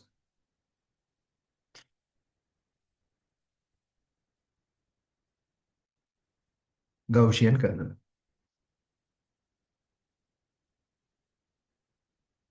Constructing a kernel. So, uh, import numpy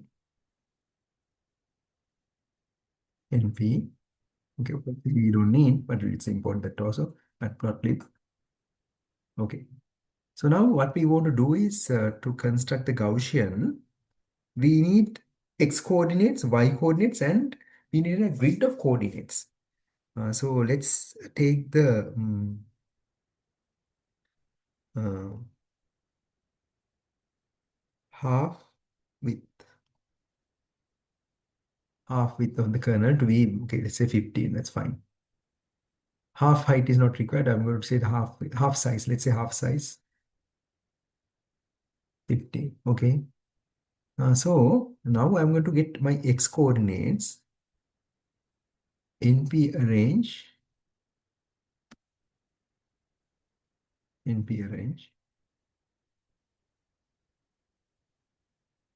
minus h size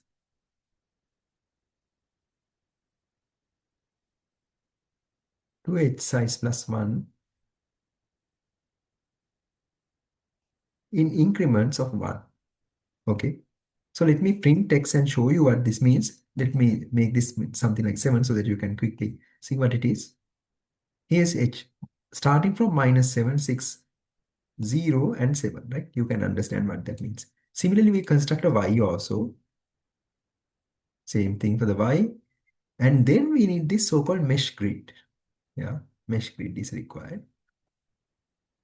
So after mesh grid, I want to show you x value and y value. Print capital X value and print capital Y value. Okay. So you can see this is the X value and this is the Y value. Yeah. Here in this case, you can see the values go from minus that many rows of the same row, minus 7 to minus 7. And this one, a column from minus 7 to 7, and that has been repeated. So actually these two should interchange, which must be yx due to our convention. Okay, so now we have the mesh grid. By using that, we can compute the Gaussian value at each and every location. So take two corresponding values. Let me make it even smaller so that we can understand that quickly. 5. Okay, so these are my, I didn't print them. Print X and print Y. Okay, you can see here, if you take the corresponding values of this mesh grid,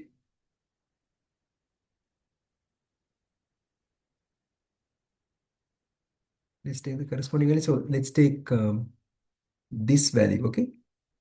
3. X coordinate is in 3. Um, corresponding y coordinate is -3, right?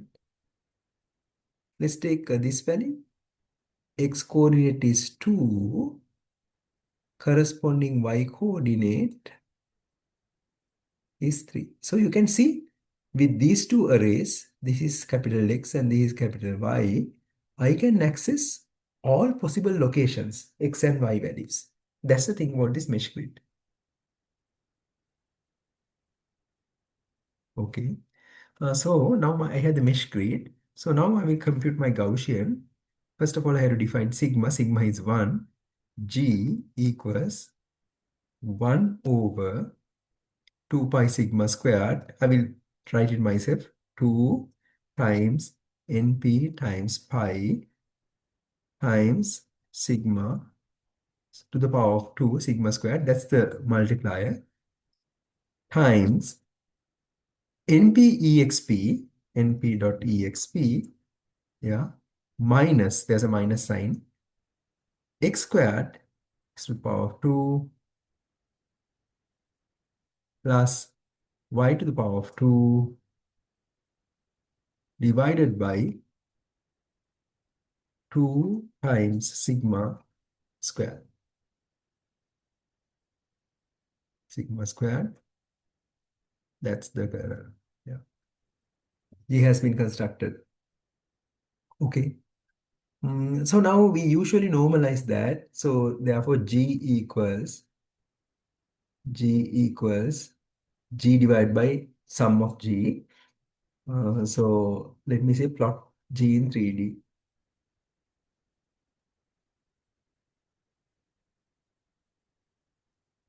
G as a 3D surface.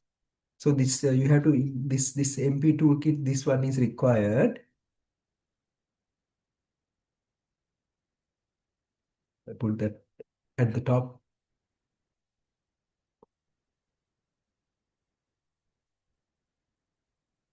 Yeah.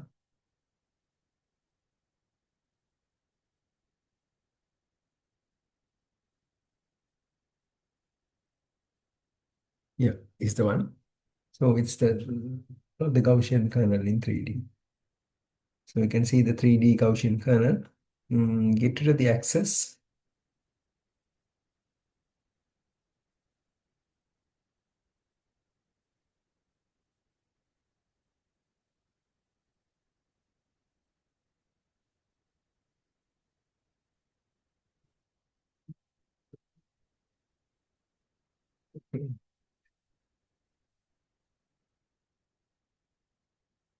Axis also.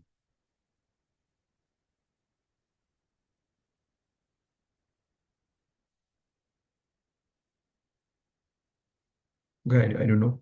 So I had to find out.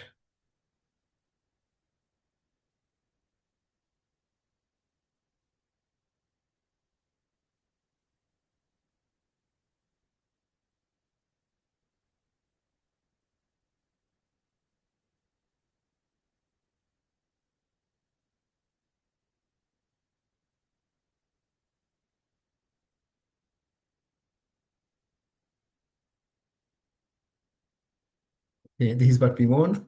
And I don't have the surface. I don't have the 2D plot, contour plot.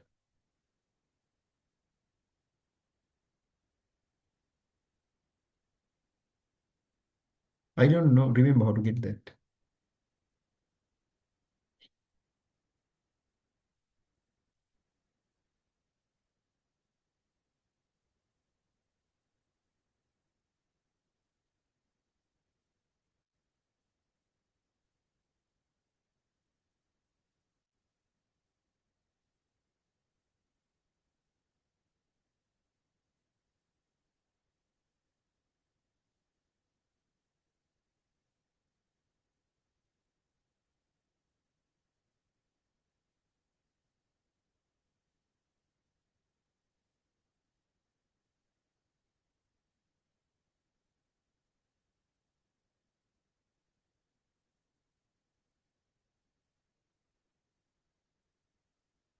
Let's try this.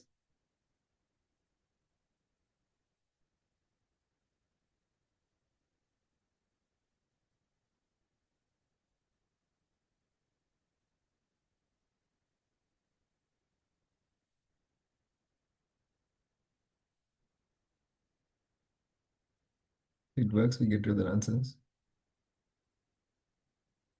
Uh,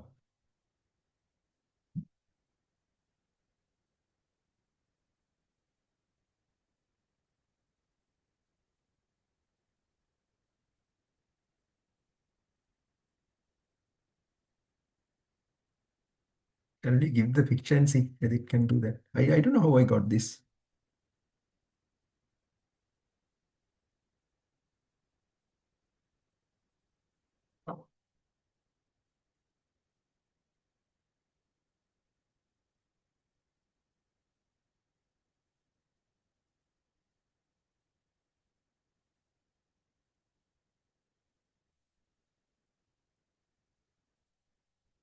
This may be, let's see whether Gemini can do that.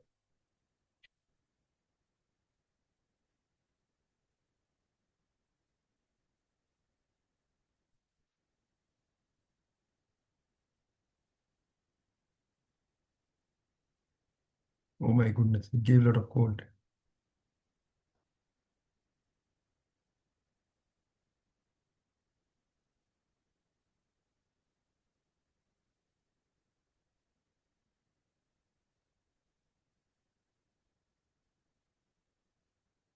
Let's see. I should have kept that code. I think I should have that code somewhere.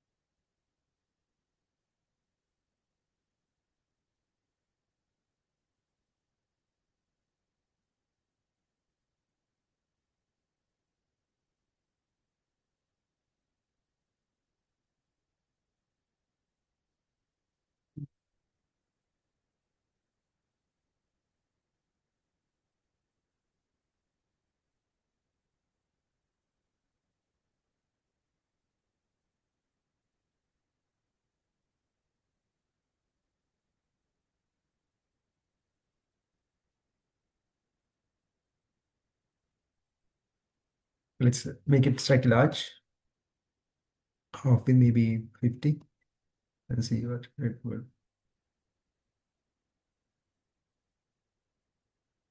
Here it's not correct.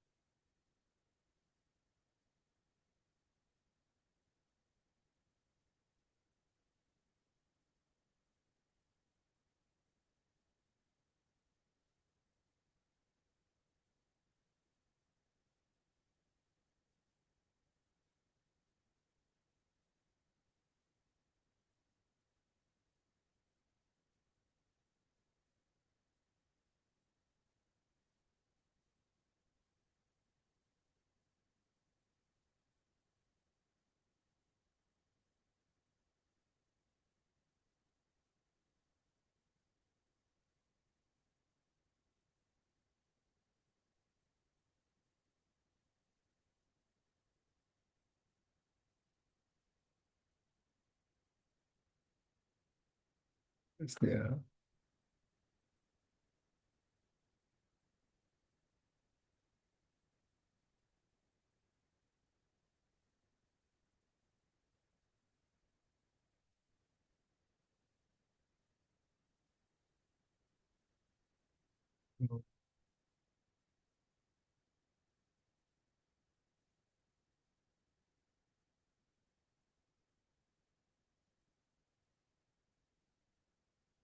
I don't know, maybe it's no why it's not showing.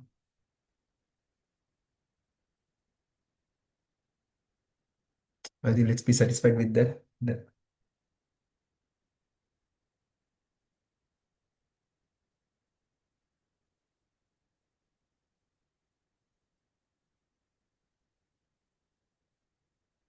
Cannot see them, but I think you can see the Gaussian shape, right? I cannot get the contour plot which I had in the slides. But now you can see this by controlling the sigma, what happens. So sigma controls the spread. And to have a certain amount of sigma, you need a certain amount of size in the kernel. That means this horizontal size, if it is 50, that means you will have 101 times 101 kernel because it's a half size. And then sigma is at about 10. Then you can see that, so it reaches sort of zero. So maybe a little bit more is also possible. If you put sigma equals 15, the spread will be large, right? You can see the spread is large. Sigma equals 15. So if you plot two of them, uh,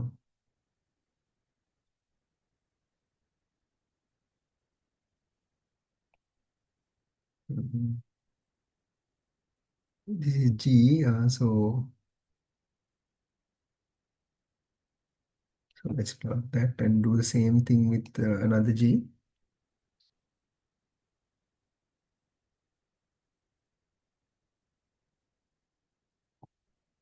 Because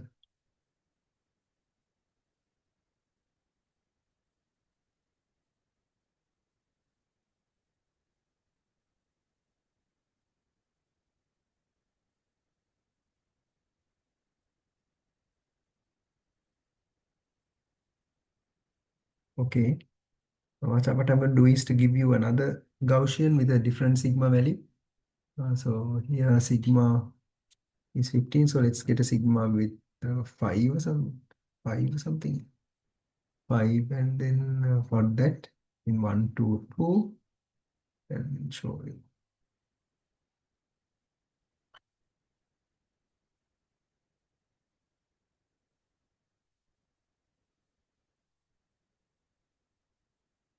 These things are required.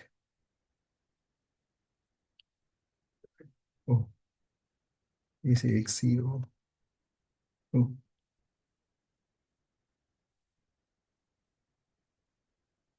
yeah. Now you can see when you make the sigma small, it is very sharp, and uh, its height is high because you cannot maybe see that exactly. So you can manipulate this and see what you can get, and the effect of sigma. Sigma spreads out.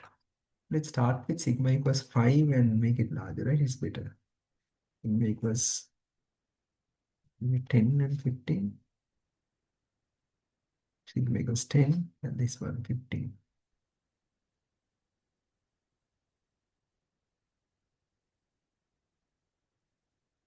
Yeah, that's better.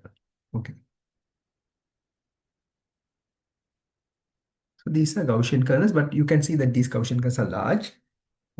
So let me give you some time to get this working.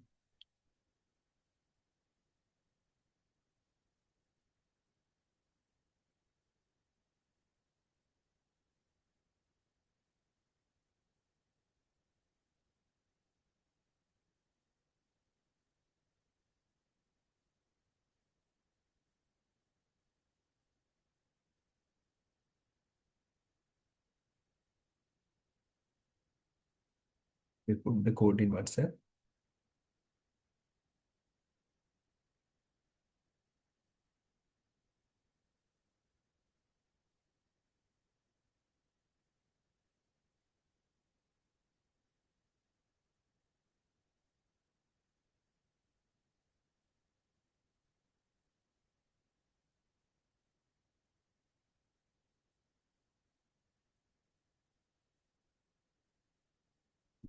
Now what we want to do is to construct such a kernel and filter an image and see what happens.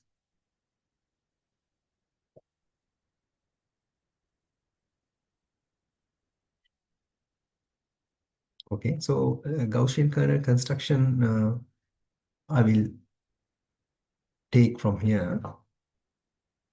So I don't want such a large kernel now. I want a kernel of size. Okay, let's get a 5 by 5 kernel. So sigma is equal to maybe 2 will be good. And then I will do that and filter the image. So let's open an image. Mm. F equals C inbreed Sigri image. I want to get a better image for that.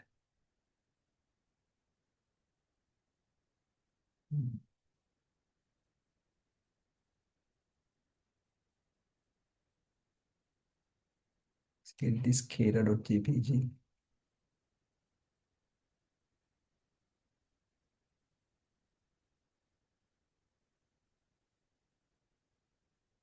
Kera.jpg.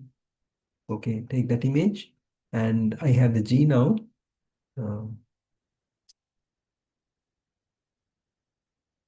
Into 2D F minus 1G. Yes, and then we can display that original image and the blurred image. Yeah, that's okay. So we can see the same field 2D function is what we use. And then remember I put sigma equals to error type object.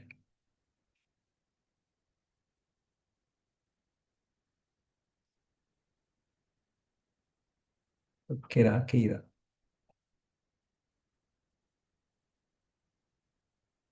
So you can see you cannot see much blur.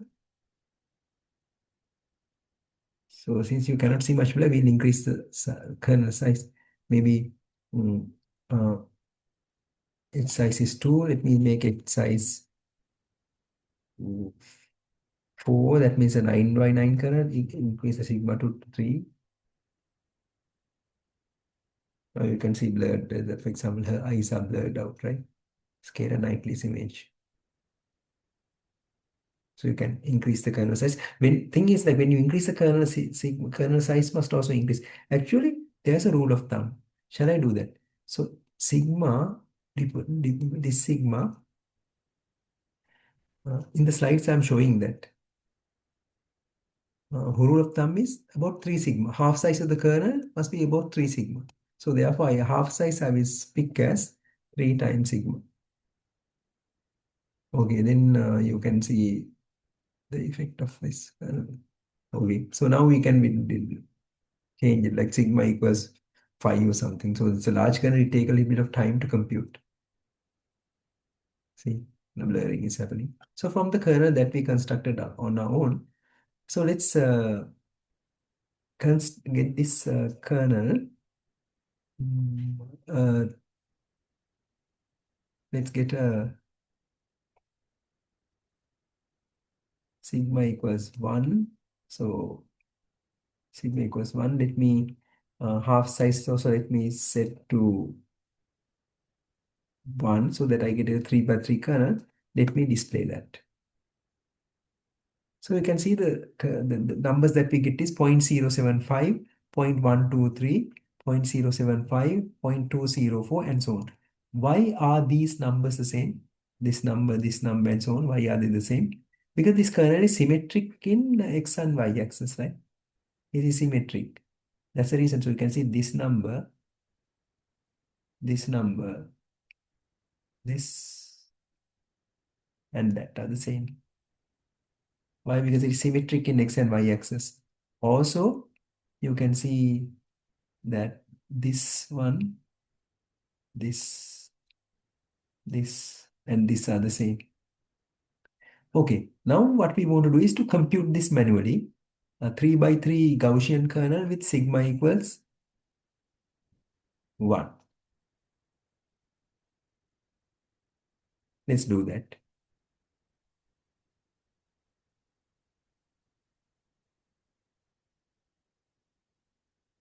So the question is, let me type the question also.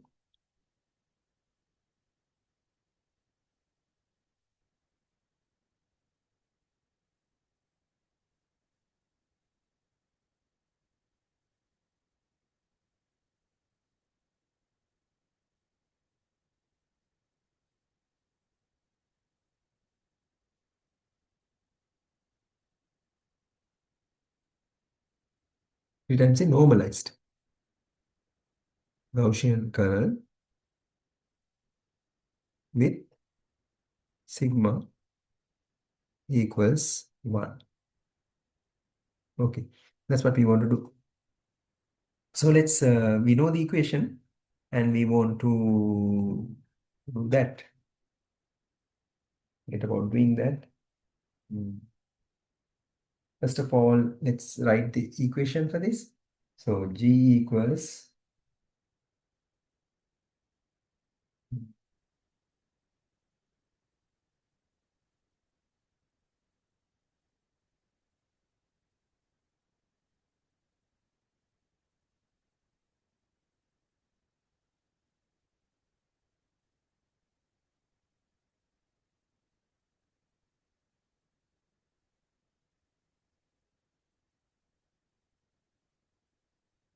G equals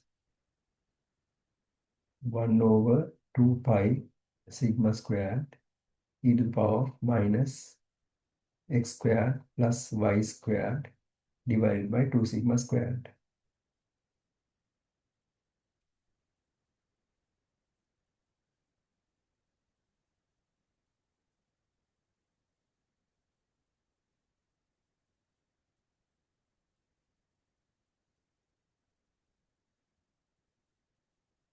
That's a one. So since we are dividing by the kernel sum, we can ignore that for the time being. So let's only compute by considering that a constant, this one.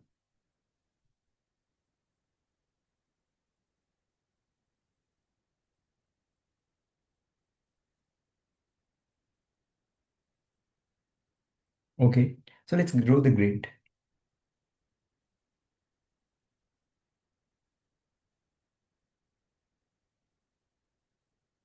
It's a 3 by 3 one. Okay, let's write the xy values here first. So this one is my 0, 0.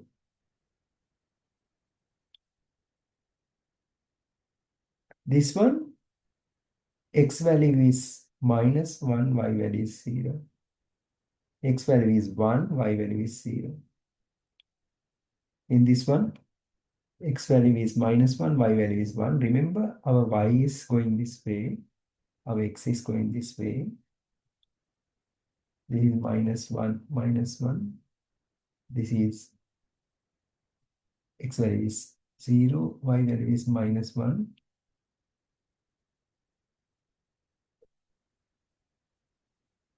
X value is 1, y value is minus 1, is 1, 1. This x value is 0, y value is 1. These are the coordinates. So, but we have to consider only 3 values for this. We don't need too many values because we saw the symmetry. So let's compute this. First of all, let's compute the value here.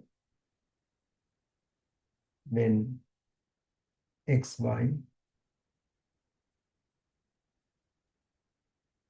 is equal to 0, 0. That means g equals e to the power, I can write g 0, 0. Should I do that?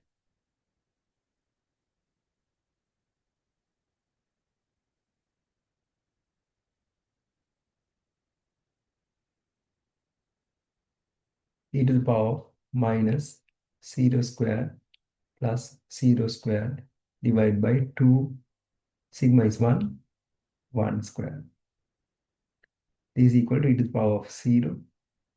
That's 1. I hope that's clear to you. Okay, let's calculate another value here, minus 1, 0. Happened.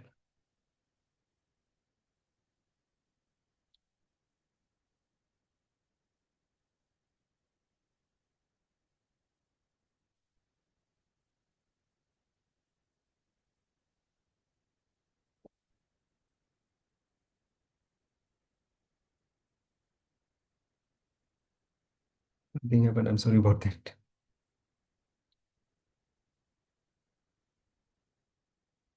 Yeah, so I'm sorry, I'll do it again.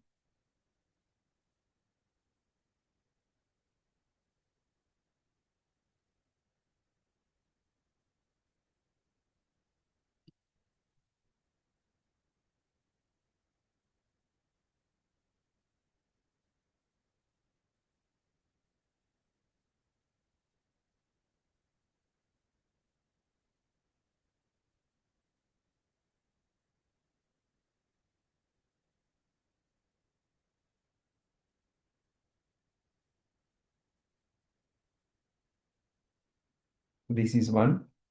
So G minus 1, 0 is considered. E to the power minus 1 squared plus 0 squared divided by 2 times 1 squared. That means minus 1 squared is 1. E to the power of minus 0.5 is what you get. Because there's a 2 at the bottom.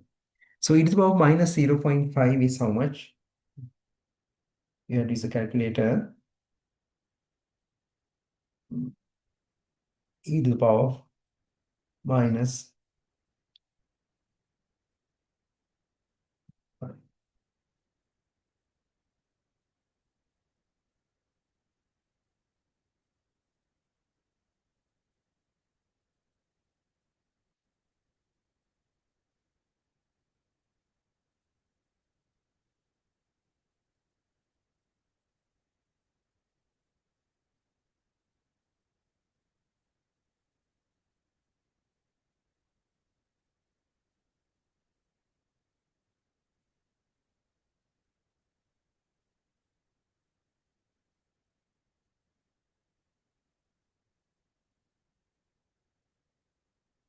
I cannot compute that here.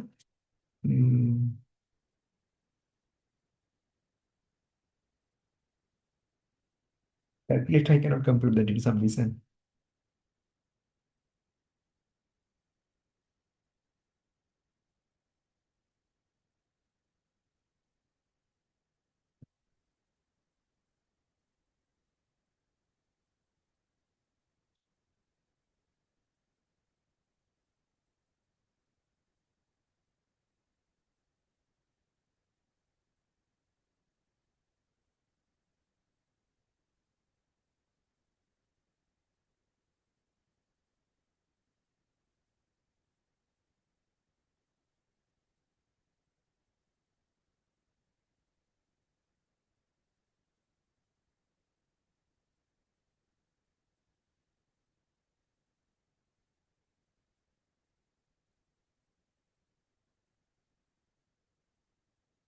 Can someone tell me the answer? I don't want to switch to Python because if I do that, I'm going to lose my computations.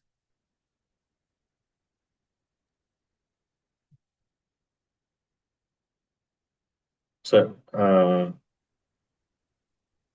Yes, please. 0.606 I got. 0.606. So Yeah. this value will be here everywhere, right?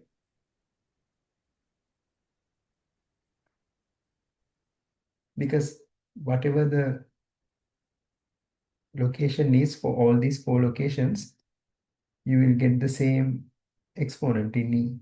They are the same value. Then we can consider G, for example, this one, 1, 1 coordinate, G11. In that case, you will have minus 1 squared plus 1 squared divided by 2, 1 squared.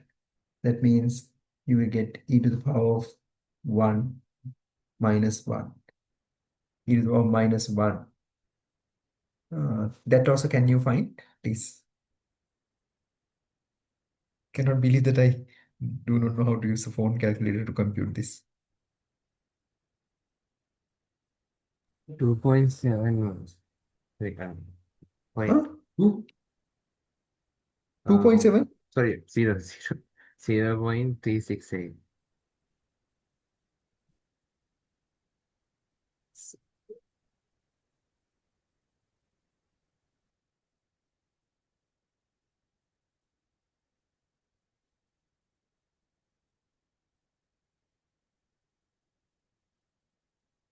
So, okay, now this is not the normalized one. To get the normalized one from this, you have to construct another grid and divide this by the sum of the whole thing.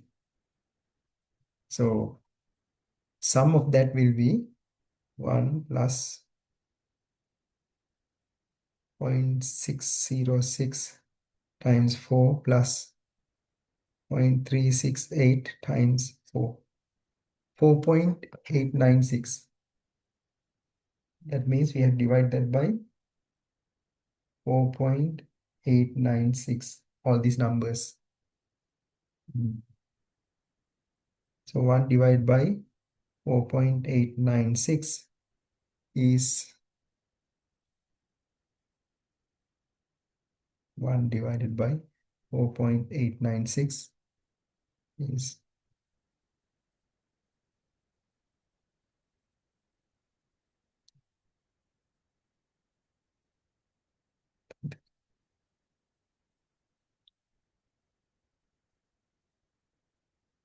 0.204.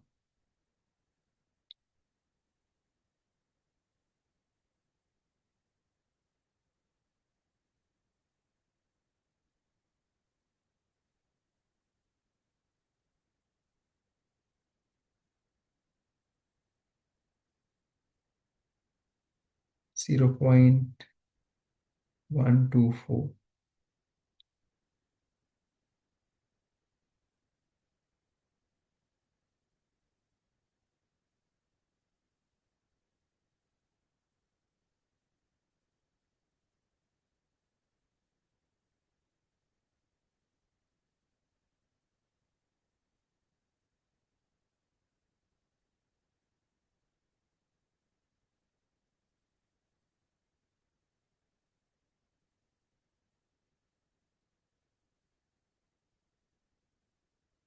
Zero point zero 0.075.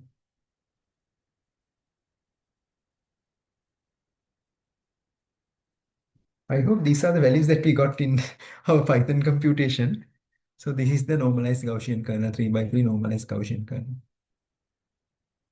with sigma equals 1. Yeah, thank you very much for those values.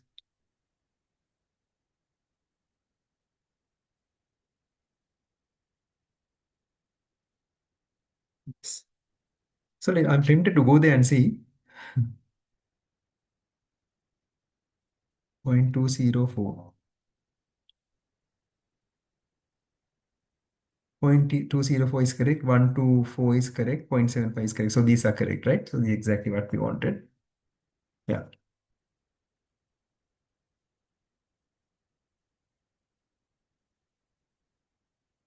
Yes.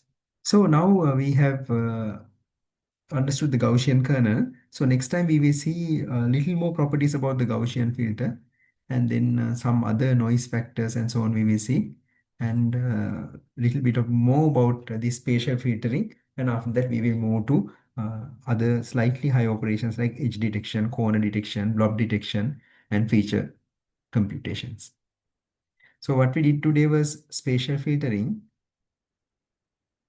Earlier, last time we did point operations or intensity transformations. Intensity transformations are characterized by G equals TF. T is this 256 dimensional vector that defines the input to output transformation of intensities. But spatial filtering is different. They concern a 3 by 3 neighborhood or a 5 by 5 neighborhood or something that results in the output pixels value. So you take the kernel, keep it on the image, and multiply the underlying values and sum them. So there we looked at the Sobel filters, which are good for edge detection, and averaging filters, 1 over 9s, and this Gaussian filter. And we looked at unsharp masking also. So we will continue to do spatial filtering and other slightly more complicated outcomes that we can get out of that. So if you have any questions, you can ask. Otherwise, we are done for now. You can log off. Thank you so very much for participating in this class on a Sunday. I wish you a pleasant Sunday afternoon.